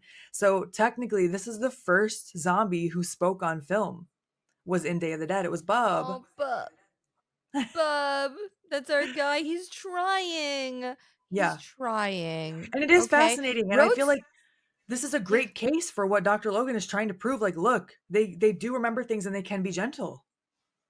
Yeah, 100%. Absolutely. Rhodes though, Rhodes dropped something. What is Rhodes drop here? What I is think he it? just kind of drops his gun, Okay, okay, like, gotcha, on gotcha. the Because he table. drops and he looks kind of shocked, right? Like he's kind of Mhm. very much like, what is happening here? Bub stands up and notices him and he salutes him. Oh my God, I almost cried. I was Yeah, like, so oh, Dr. like, Logan says apparently he was in the military because he saw someone in the military, saluted them. He asked Rhodes to return the salute to see what Bub does. Of course, Rhodes doesn't fucking want to. Like, oh, he just do it. sucks. He sucks, man. You fucking suck, bro. You suck. Sorry. Okay. So Dr. Logan asks Sarah to take the bullets out of her gun and hand it over. This is a wild test, okay? He hands the gun to Bub. It's not loaded, but this is how accidents happen. Okay, there could still be one in the Uh huh. chamber. For sure.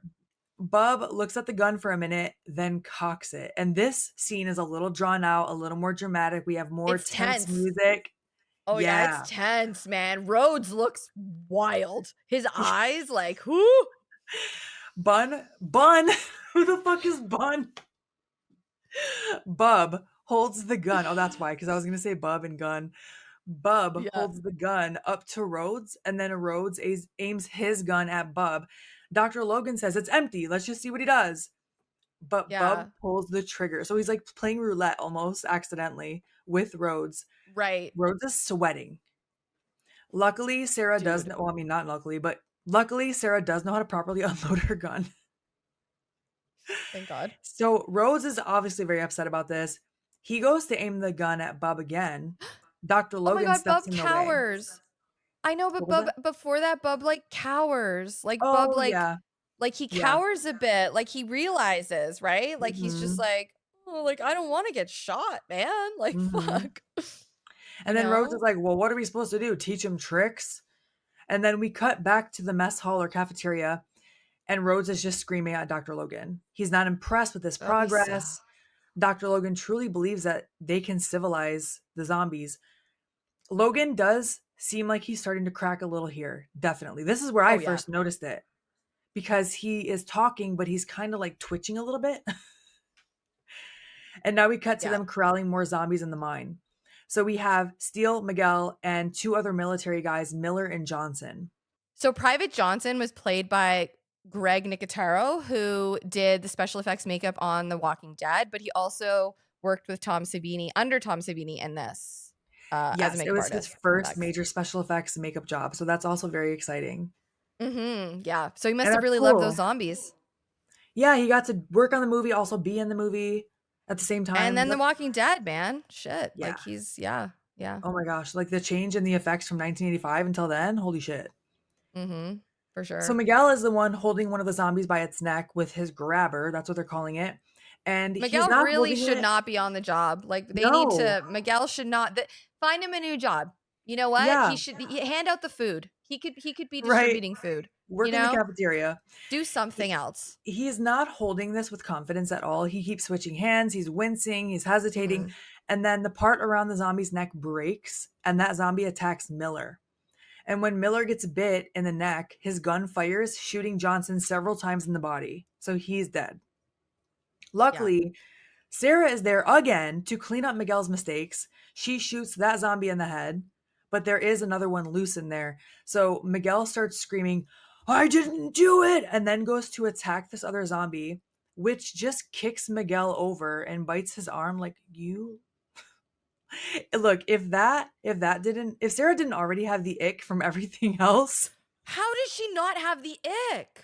I would this have is the ick the beyond second he ick. started crying. I would have the ick. This is beyond just having the fucking ick, okay? Miguel is now bitten. Steele jumps down, Cause kicks like that he can't zombie. even protect her. He's not even protecting her. He can't even Like, protect himself. okay, sorry. I know it's Steele brutal. Okay. Steele jumps down, kicks that zombie, which is such a funny kick, the way he does it, like, and Mhm. then shoots Mhm. it. Miguel goes running off. Sarah follows him. Miller's Mhm. still alive, begging for Steele to kill him so he doesn't turn. Steele Dude. does, but he is visibly upset about it. So he has some level of Yes. emotion. I guess if Oh, it's his he own does. men. I mean, I think yeah, I would say so. I mean, he definitely looked horrified having to do Yeah. that, you know? Miguel runs all the way to John and Bill's hideaway.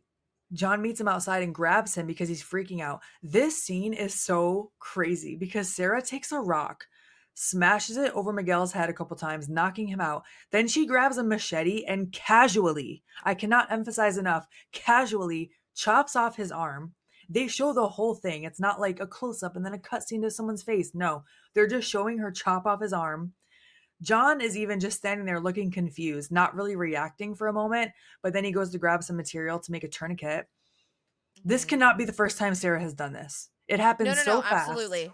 She's unfazed. She's unfazed. Yes. Yeah, And for she sure. gets up and saes, I need fire. And then Bill helps her make a makeshift torch. So she Oh my god, they cauterizes Miguel's cauterizes arm. it. Cauterizes it, dude. Yeah. Which, of course, wakes him up screaming. And then in the distance, we can hear Rhodes and company getting closer. Bill, once Yep. again, Jesus, Mary, and Joseph. Bill goes to get his gun.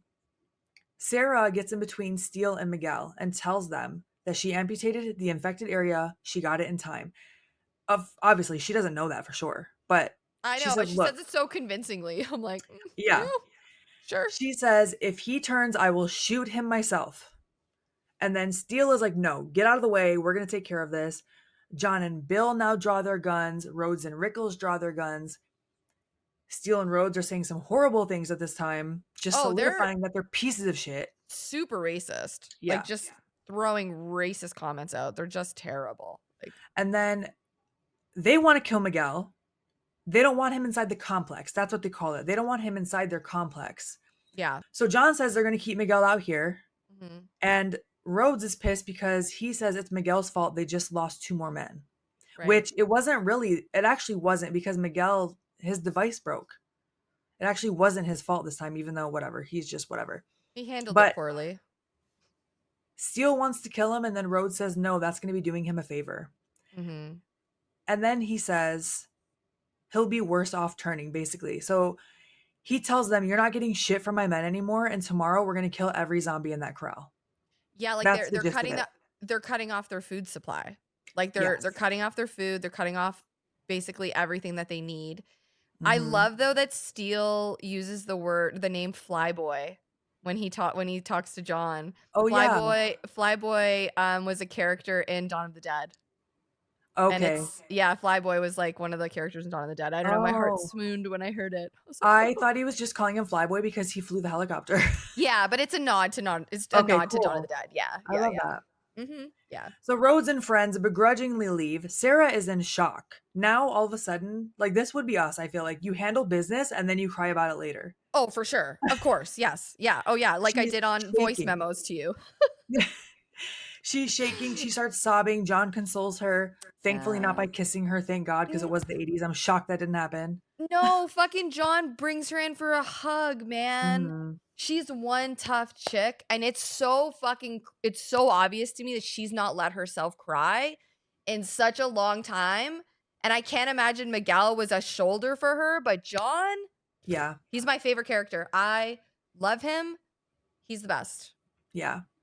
So they clean up Miguel, get him on the couch, and Sarah needs to go to the lab. They want to go find meds for Miguel. Oh, some And morphine. yes. And so Bill is going to go with her because obviously.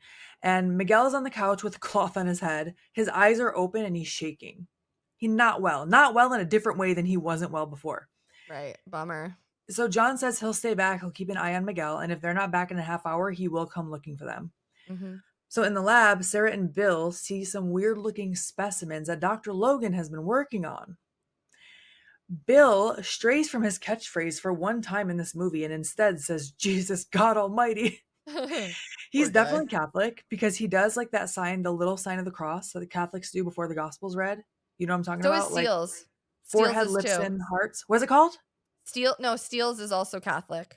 Oh, I thought you were saying the name of it because I tried to look for the name of this. I was raised Catholic and I don't know the name of it. I tried to Like Google the it. Father, Son, Holy Spirit? No, that's a sign of the cross. The Yeah. smaller one is lips. No, forehead, lips, heart. No, don't know. That's right Mm-mm. before the gospel. And it doesn't have a name from what I can tell. So I think some Mm. people were just calling it. I straight up went on a rabbit hole, like watching YouTube videos of these priests that were talking about it, but they never said a name for it. And it was bothering me. Oh, I love Anyway, those rabbit holes. The best. I know. But while they're searching for morphine, they start playing one of Logan's audio tape recordings. And you hear things like 5 minutes, mother, 5 minutes. And it sounds like there's a commotion going on the tapes. Dr. Logan is upset. Sounds He like he's seems to be torturing talking to someone. He's well, torturing something. That's what it sounds like. he's talking to himself and a zombie. Yeah, he's saying, take that off, take that off. And I don't know if he's talking about like body parts or clothes. I don't know what's happening. And it's about his mother. So we are hearing that he is getting worse and worse, his mental Mhm. state. He is losing it a little Decline. bit. Yeah, bit of a decline. Yeah, yeah, yeah. Bill turns on a light and realizes that his hands has blood on it. They uncover a severed head hooked up with wires and still moving. This is not a zombie head. It's Johnson's head, the guy, the military soldier that was shot earlier. Uh-huh. So now he's just experimenting on people who aren't zombies because Johnson wasn't bit either. No, exactly. And the reason I think it's Johnson and not Miller is because Steele killed Miller by shooting him in the head, and this one doesn't have a head wound. That So I'm makes assuming it's sense. Johnson. Yeah, yeah, I think you're right. So I think it's definitely a little experiment that Dr. Logan is doing, and we don't know what because it's all hooked up to wires. And And if he's experimenting on human bodies now, yeah, I would say I would venture a guess that potentially he maybe start experimenting on bodies that are not dead. Do you know what I right, mean? Like this is a progression. Like exactly, in a dangerous direction. And unfortunately, Rhodes might have been right about one thing, and that's that Dr. Logan is losing it. yeah, Sarah is so upset about this that she goes to shoot the head, but Bill stops her, reminding her that she's just going to draw the attention of Rhodes and his men. for sure. He also says that maybe they should get in the helicopter and escape before someone else takes it, which I'm Dude, on I board was with thinking that. about that the whole time. I was like, Yeah, how? But the only thing that they have leverage on is that John can fly the chopper, and no one else can. So right. that's the only leverage they have. Yeah. Hmm. Then they see Dr. Logan sneaking down the hall, so they follow him. He gets into a room with Bub, and not Fisher, Bill and Sarah are watching him through that two-way mirror again. Dr. Logan's lab coat just keeps getting more and more bloody, by the way. Like every time you Yes, see him, yes. he's doing some weird shit. And he's telling Bub, Mother is very proud of you, which I didn't even catch the first time I watched it. The second time I was like, oh, this guy's losing it. I Mother is thought he was very, referring to himself as mother. Like I thought he he could have was. been. That's what I thought he was doing. Like he was trying to say like I'm your mother, bub. He could have been, but the tape makes me think also he has his own mommy issues and he's referring to his Yeah. mother who probably isn't even alive anymore. Oh, I don't I know. think so. 100. Oh, mommy issues for sure. Oh my god, don't they all? And we see that Bub has headphones on here, just like your action figure has the little headphones and the little cassette Yes. player. Bub. So Dr. Logan goes to take off the headphones, but Bub grabs his arm. So there's a moment where you're like, oh, you're getting a little closer, Doc, you know? But Mhm. Bub doesn't do anything. And Logan shows Bub his finger and then very slowly shows Bub how to turn on the music. It starts playing Yeah. Beethoven's Ninth Symphony, which Bub really seems to enjoy. He digs it. He digs I, it, I man. He's looked into like, this to see if there was a meaning behind it, just in case. mhm. What were you going to say?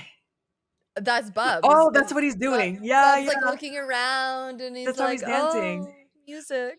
So in Beethoven's Ninth Symphony, look, I'm not going to act like I know shit about music, but this is what I found when I looked it up. Okay. The last movement, the Ode to Joy, is dedicated to all mankind.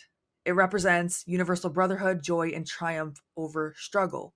So this could Yeah. represent what Dr. Logan was feeling for Bub and for his work, maybe, Yeah. potentially creating peace between humans and zombies. Or it could be seen as like a stark, ironic contrast to what's happening in a zombie apocalypse, right? I like that. Yeah. Yeah. I like Either that. way, Bub loves it. He's into it. Mhm. Mhm. Yep. So then Dr. Logan shows him his finger again to show him how to turn it off. Bub starts getting a little upset when he turns off the music, but then he learns he can use his own finger to turn on the music. And Dr. Logan is so pleased that he says, "Now it's time for your reward." What do you What think could the his reward reward is? be? What would it be? What would a zombie love? Dr. Logan says, "I brought you something good." And Sarah and Bill watch from the two-way mirror as Bub feasts on his reward from a bucket, something that looks like it sure could be organs. Oh, Now, I would where say would you be getting fresh organs for Bub to eat? Because everyone else is 100%. eating beef jerky or something. 100%. Yep. Yep.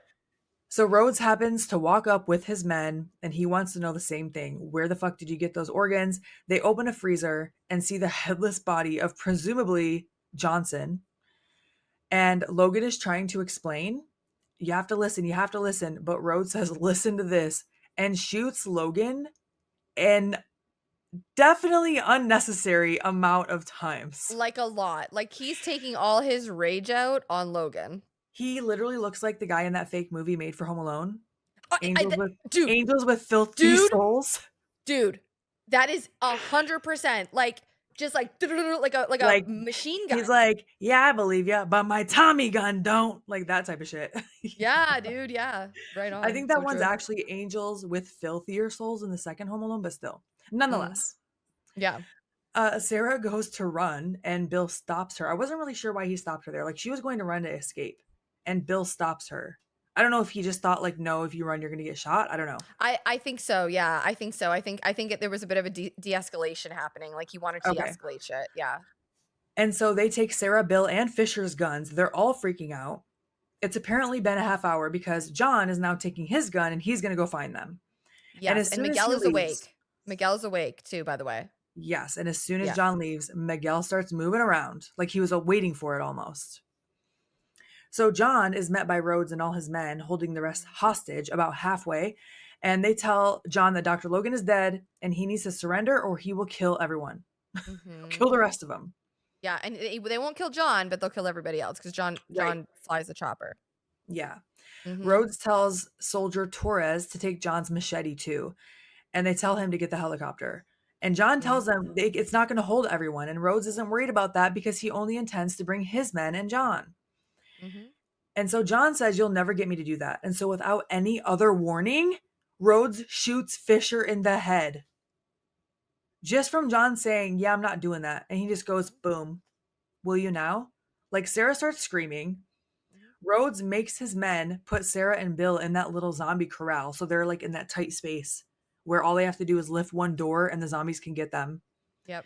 Luckily, the zombies aren't there quite yet, but they're coming. Then John is like, "All right, whatever you say, just let them out." Yeah, don't kill them. Yeah. And then Mhm. Rhodes says, "No, like you said, the chopper can't hold us all." And he goes to open the gate. And then John tells them, "If you kill them, I will not fly. And you can kill me before I fly."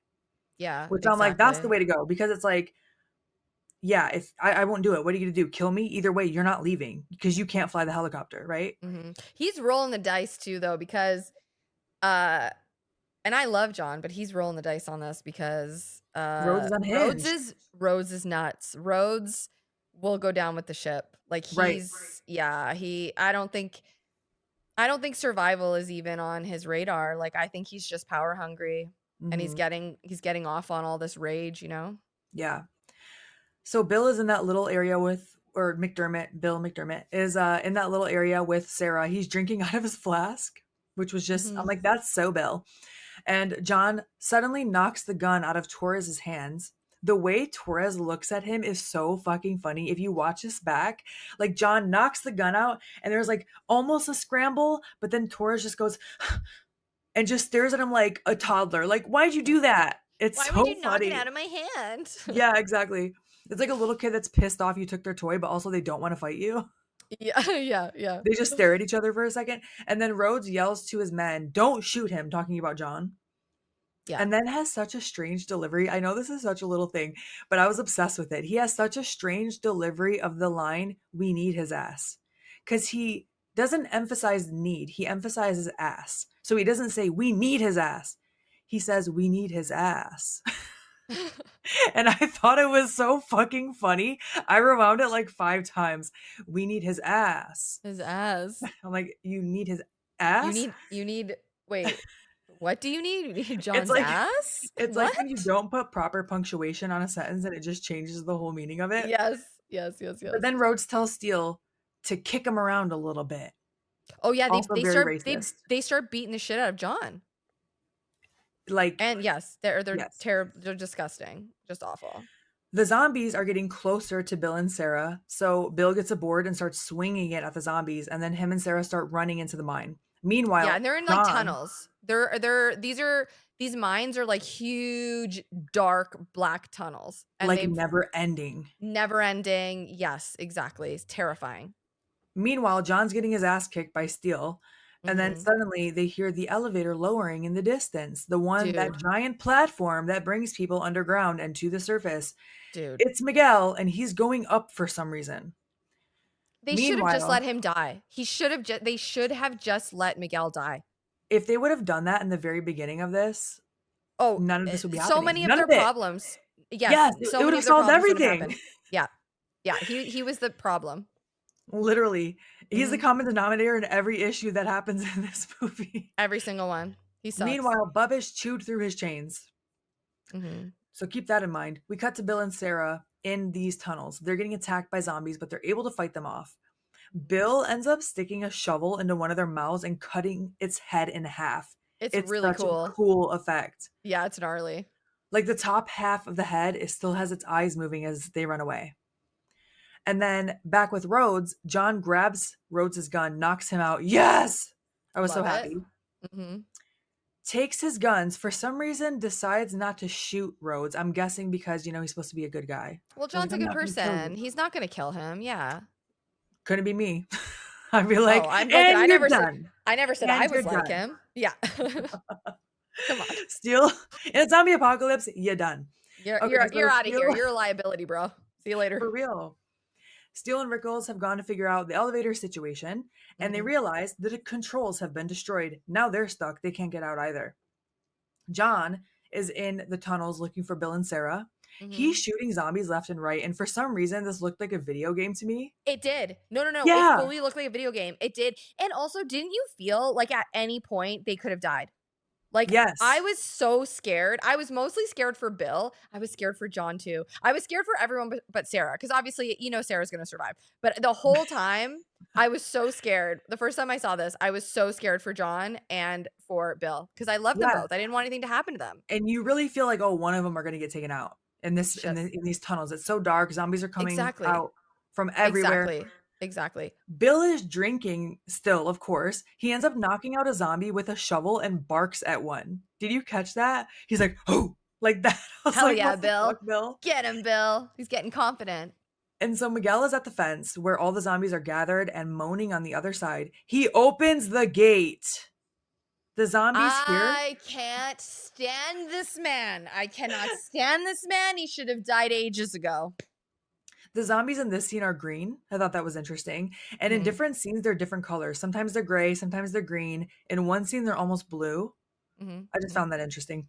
So Miguel gets on the platform. He does some religious motion that sort of looked like the sign of the cross, but with some added flair to it. If you watch it back, he's like, I'm not exactly sure what it is, but it did look, he has the cross. So I assumed Christian. But anyway, Something. he lays on the elevator platform and presses the button as the zombies surround and start devouring him.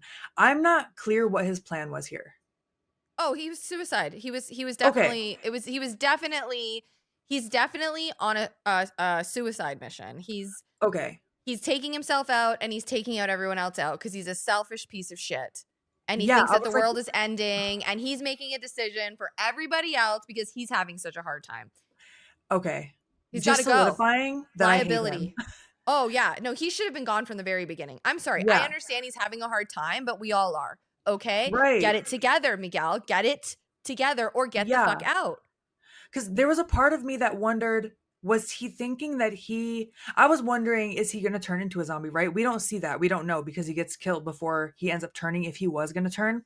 So I was Mm. thinking, is he one of them already? Are they going to go right past him because he's one of them? They didn't. Oh. Oh. Are I don't know because he lays there, he starts pressing the button down. He almost looks surprised that they start biting him. But yeah, it definitely looked like a suicide mission for sure. Oh, I think so. And I keep going back to like, I'm surprised that Sarah went for him because he seems We just can't so get over it. I I know. know, because he just seems like such a turd. Like, and But it's you know like, what? This is like one of my oh, biggest oh, fears. wait, hold on. I got it. I figured it out. I know What? what it is. I can fix him. You know what? I wasn't even going to say that, but that is a good point. That He's is a a good point. sad boy. He's a sad boy, and I can fix him. No, you know what I was thinking was Tell that me. he was a completely different person and you never truly Mm. know someone's true colors until you see them in a state of panic or emergency and this is it. True. Yeah, And and these are his true colors. he's very broken down. That's why I still I wanted her to end up with John. I believe in my mind that they do on their little island. They could. I mean, I Once we guess get they're to that. platonic. They're platonic, but he just seemed like such a more well-rounded man Oh than yeah. Yeah, for fucking sure. Miguel. Yeah. There are a lot of different zombies here in amongst the extras. There's a clown zombie, there's a Mm, bride zombie, and there's even a ballerina zombie at one point. I mean, But the platform starts to slowly lower here, and Steele and Rickles see that all these zombies are coming down with it. I love how all the zombies patiently wait for the platform to reach the bottom too, except the one that falls off. Like, yes. I feel like he Yes. was the one extra that was like, okay, I'll take a little more money for to do a stunt. Yeah, let's do that. Let's do it. And also like Miguel's death scene when they're ripping him apart, Yeah, it's like over the top gnarly. Like yeah, they are ripping his flesh, his or like it's disgusting in the best way possible. yes. And I was like, Mm. yay, he's gone, even though now you just ruined everyone else's lives. Thanks. But Rhodes gets on that little car, the little what did you call it? Go-kart. The And yellow he cart. books it. He leaves his men. I What the know. fuck? You're a Terrible. military, what was he? He was a captain, right? And you left your Mhm. men? Uh-huh. Steele and See, Rickles. exactly why we were saying earlier, this is has nothing to do with him like wanting anything other than to like be in control. I guess it does have an instinct to survive. Yeah, like obviously. But only But himself. only himself. He doesn't care about anybody else. Which is Yeah, like, you know what's so funny about that mentality to me in general is like, okay, but then what are you going to do? Like, okay, you're going to abandon everyone. You're going to let everyone die. And then what are you going to do? exactly. You're just going to be alone? You're Like just going to Dr. be Logan was asking him, like, where are you gonna that's go? You can't fly and now you have no one to help you either. what I'm saying. I'm just like, why are people like that? I just okay. Honestly, I think it could just be instinct too, right? The instinct to survive. You're not thinking about True. Oh, logic. that's a You're good okay, just getting out. that's like me with the whitewater rafting. I guess I I kind was of get literally thinking about that. it. Every man for themselves. But Steele and Rickles are not too far behind, and Steele does start yelling, "Road, you bastard!"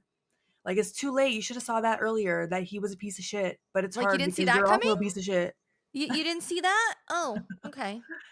It's crazy. Your piece of shit friend is now being a piece of shit to you. Who would have thought?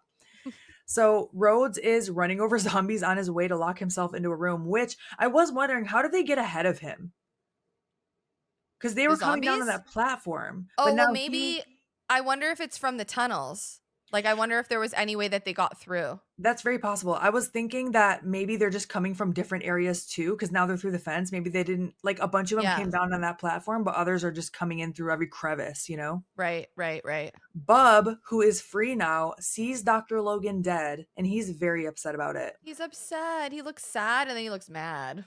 He starts crying, he starts thrashing his chains around. Yeah. A lot of these zombies do remind me of the Night of the Living Dead zombies with the makeup, because like especially the ones far in the back, they're just like I mentioned earlier, they just have their face painted a color. They don't have Yeah. like too many effects.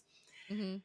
And Torres is trying to run away. He gets ambushed and ripped apart. This effect is crazy. Dude, All of it's these so deaths now are gnarly. crazy. Yeah, this is like the last part of the film is just Yes. guts and gore and yeah, it's They great. build up to it Yeah, perfectly as they they really should. do. They show the zombies rip Torres apart without a camera cut. Like, what? So a zombie It's puts its fingers in the eye sockets of what I'm imagining is an animatronic head his whose mouth is eyeball. still moving. His mouth is Dude, opening and closing. The other zombies rip the torso open and they're pulling the head off of the body at the same time that it's moving. It's crazy. it's iconic. This is like it's a very iconic scene. Yes. Yeah. Next, Rickles' little bitch ass gets ambushed too, which I was also happy to see. He manages to shoot some of them and he's laughing about it. He seems like he's cracking up too cuz he's Oh yeah, laughing as they're attacking him. for sure. I mean, at that point, you're losing it. Like, what are you Yeah. gonna, you know what I mean? You're yeah. He's laughing until he's screaming. They rip his eye out, they bite his His finger off. they his fingers. Oh god, he's screaming the whole time too. It's just like Yeah, yeah. and they rip him apart in a similar fashion. And then Steele goes to the door where Rhodes is. The door is locked. He's not even letting Steele in. Mhm. So Steele starts running down the hall. He sees Bub at the other end. He can't get his gun loaded in time, so he has to run into a room before Bub shoots him because Bub has that gun. Yes. He starts imitating Dr. Logan behind the door, which is actually really good. He does a really good Dr. Logan impression, like, come Yeah. here, Bub, or whatever he says. Yeah, yeah, And yeah. he's going to shoot Bub through the door, but he's grabbed and bitten by one of the zombies that are already in there. And then a swarm comes in. Dude, okay, I have a little comment about this. Yes. Gary Howard Clark, who plays Steele, talked about how he wanted to add something to the scene because there's no dialogue, right? It's just him getting like swarmed and eventually, we know what happens. But Yeah. he pitched to Romero that he wanted Steele's to be Catholic, and that's why he does the cross before Oh, he shoots yeah. himself in the head because it added something for sure. It Yeah. added first it added back humanity, right?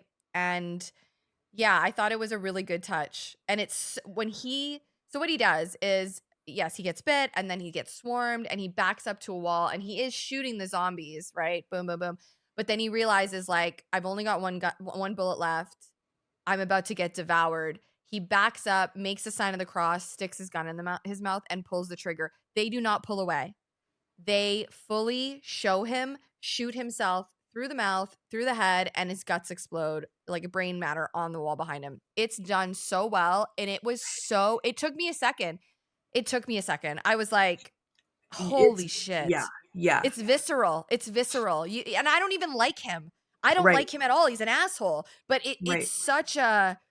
it's so heavy. And it's just like you Mhm. see in his eyes, like, fuck, dude. It's so well done. And I really do think that's why one of the reasons this movie is so good is the performances. Like the actors are just the cast. They're fucking awesome, man.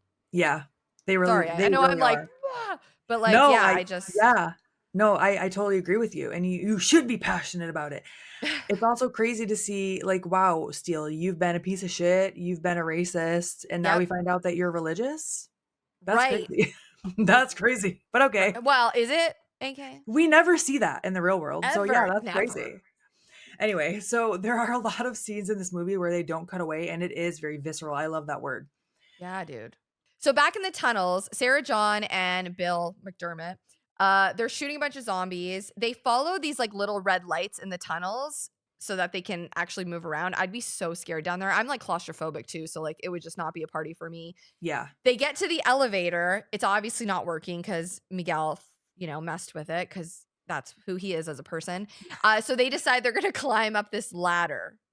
By the way, the ladder's scary too. I'm scared of heights, so, like, just climbing that, I would not be able to look down, there's no way. Yeah. And zombies are still after them as they're climbing this ladder, and they're coming up, and this is where I was getting real nervous for John and Bill. I was like, "If something happens to my guys, And John I'm is gonna." at the bottom. I'm like, maybe I let the th pilot go first. Dude, I was like, "If something happens to him, I swear." The music though here, it's so uplifting. Before any of the zombies can grab John, McDermott shoots and gets him out, and they do. They make it up there. But like they build the tension here so good. And you think at every single second, either John or Bill is gonna get bit. Like Yeah. it's so well done. I was so nervous for my guys. Yeah. Mhm. And Yeah. we're not done in the complex though. Even though they've escaped, don't forget Rhodes is still in the complex and he comes He face to surely face is. with Bob, his day of Bob. reckoning. I love it. Once again, Rhodes cannot get his ammo loaded fast enough either, and Bub starts shooting at him. One of Dude, them okay, this lands. music, this music, I don't know what it was. It reminded me of Halloween in like the boom, boom, Oh, like yeah. that like drum. You know what I mean? Like Yes. that intense, like every single thing that's happening right now is just loaded. It was Yes. oh, I love, and obviously Bub with his gun. Love Rhodes Bub. is running down the hall yelling, "You piss fuck," or "You puss fuck," I think. "You At puss least fuck." dude, at least he's going down exactly how he was. A coward and a He piece of shit. he does not change down to No, the literal last words. right to Bub the shoots end. him again. Now Rhodes is on the ground crawling away. Bub Shoots him in the slowly leg, shoots him in the shoulder, like, he's just like, "Bow, bow." Yeah, Bub is slowly approaching him while he's doing this, by the way, and Rhodes is yelling, "Come on! He's Come goading him. on!" Yeah, Yeah, yeah, he's goading him and for sure, I yeah. don't know where he thought he was luring him to because he opens these doors to find a bunch of zombies, which clearly he was very surprised by. I thought he was luring him to shoot Bub in the head. That's what I thought he was doing. Maybe. Maybe But telling maybe him to he come was on. just or he was just, right to the very end, he was just being Yeah, maybe Rhodes. he thought he was gonna get through those doors to something or somewhere or a better, Yeah. I don't know, vantage point, but yeah, he's definitely surprised that there is a herd of zombies waiting behind that door. He turns around screaming, but Bub shoots him, stopping Rhodes enough so that the zombies can swarm him. Bub Dude, salutes him. He salutes him and it's then limps away. and then limps away. I know, dude. And I at hate first I was Rhodes, but like, this I went, "Wait, that's it for Rhodes?" Like, no, that can't be it for Rhodes. Like, he deserves so much more. But then oh, they show him getting ripped apart. oh my god. And This the whole time, he is yelling, "Choke on him! Choke on him!" He's telling the zombies to choke on his organs, I assume. I wrote the same thing and then I wrote okay with a whole bunch of question marks. I was like, this is your fighting words? Just choke. I mean, I guess, but the zombies are having a straight up feast on this man. I love it. It's amazing. They They're a bit feast. blue, aren't they? Here. Sometimes they're blue, yeah. A little bit And, blue here. I immediately went, "Oh, those are real organs, aren't they?" And they were. Oh, they are. Yep. They are. Yep. It's a bit controversial. They were using real organs. Yep. Yeah, Mhm. just like in Return of the Living Dead, just like in Night of the Living Dead. That is what they did in the '80s and before that. Sure did. Even though there are such great practical effects in this movie with for that real disgusting, slimy organ feel, there were people willing to chew on real animal organs. Listen, dude, if you can get the real thing and people are willing to do it, I guess. Couldn't be me. Couldn't be me. So now we see Sarah, John, and Bill running to unlock the gate to the helicopter as so many zombies are approaching it, or at least coming in that direction. Mhm. Sarah goes to get in. A zombie grabs her head. Jump scare! She wakes up again, just like in the beginning. But this time she's on a beach with John and Bill off in the distance fishing. And Sarah And takes they're out her little homemade calendar and crosses out November 4th, which means, does that mean it's November 5th? Because that's my birthday. it's your birthday. Yes, I love that. And So they they made it, survived. They made it. And which is great. that they made it. They made it to the island. Now she gets to live with John and Bill on their little island, and they've got happy music playing, and they're Yeah. chilling. She's on the sand. It looks really nice, and that's the end. I mean, whether or not she's going to repopulate the earth, I think her and John are going to hook up, at I least. I'm convinced that in my little fantasy land, they do end up together and they have a beautiful life. Aw. And Bill's Yeah. just there like, "If you need any alcohol, I got the flask." Hey, man, Bill's great. Bill's a partier, man. Bill's I like, love "Yeah, Bill. dude." So, I Yeah. also thought this was really interesting that the date on the calendar is coincidentally right after Dia de los Muertos, which is Day of the Dead Oh. holiday Oh, that's in cool. traditionally Mexican holiday. November 1st and 2nd is Day of the Dead. So, I Huh. don't know if that was a little nod to the double meaning of Day of the Dead or not, but Yeah. I just Yeah. found that interesting. Yeah, I totally could see that. When Probably. they were ripping roads apart, for sure. There was pig intestines, and apparently they smelled like rancid and rotten. Some of the actors that were the zombies stuck earplugs up their noses so that they wouldn't smell how nasty it smelled with the I can't even intestines. imagine, and then you have to eat it? No. Oh my god, N no. no. The answer is no. The answer is no, no, I no. mean, people eat liver, but I think it's normally cooked, right? I don't know, I don't eat liver, but there is a Jeez, 2008 remake of Day of the Dead that Nick Cannon and Mina Savari are in, but I have not seen the remake. I haven't seen it Your either. face. I'm so weird about remakes because, I know. I love my OGs. If it's done well, like I enjoyed the Dawn of the Dead remake. I think it's super fun, but I like the original more. Yeah. I wanna watch the remake because 'cause I'm always curious to see what the newer effects look like. There is a movie that I believe we are going to be covering soon that I actually might want to see a remake on, but we'll talk about that when we get to it. Oh, I It's think I like know what one it of the is. very rare movies where I actually want a remake to happen. I feel like I know what it is. I You think I probably know do. what it is. I think I do. Do you want some tidbits? Yes, please give them to me. Okay, I have a few. So the Hell yeah. original script was super long. It was also a lot more intricate, bigger sets, more jungle, not jungle, but more like Florida. Like they wanted it was a little bit it actually was similar to I want to say Land of the Dead. They used a Okay. lot of the ideas from the original Day of the Dead script in Land of the Dead. Okay. But anyways, it was supposed and it was gonna cost them like 7 mil to do this like giant script. Okay. Mhm. They ended up obviously changing it to what we now know, what we have now. But one of the investors, uh, I guess essentially they wanted to have it an unrated film. And Okay. the investors did not want that. Right. So they eventually came to an agreement and they lowered the budget down to 3 million in exchange for it being an unrated film.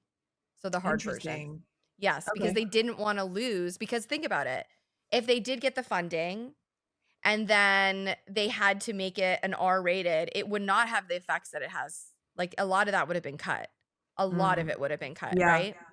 And then it was also interesting, I was watching that documentary and a few of them were saying that had they made Day of the Dead directly after Dawn of the Dead instead of the other 2 films in between because they did have a 3 picture deal after Dawn of the Dead, and the agreement was as long as they made a sequel to Day of the Dead that that they could make 2 other movies that they wanted to make, and George Romero did, he made Creepshow and Mm. then Night Riders.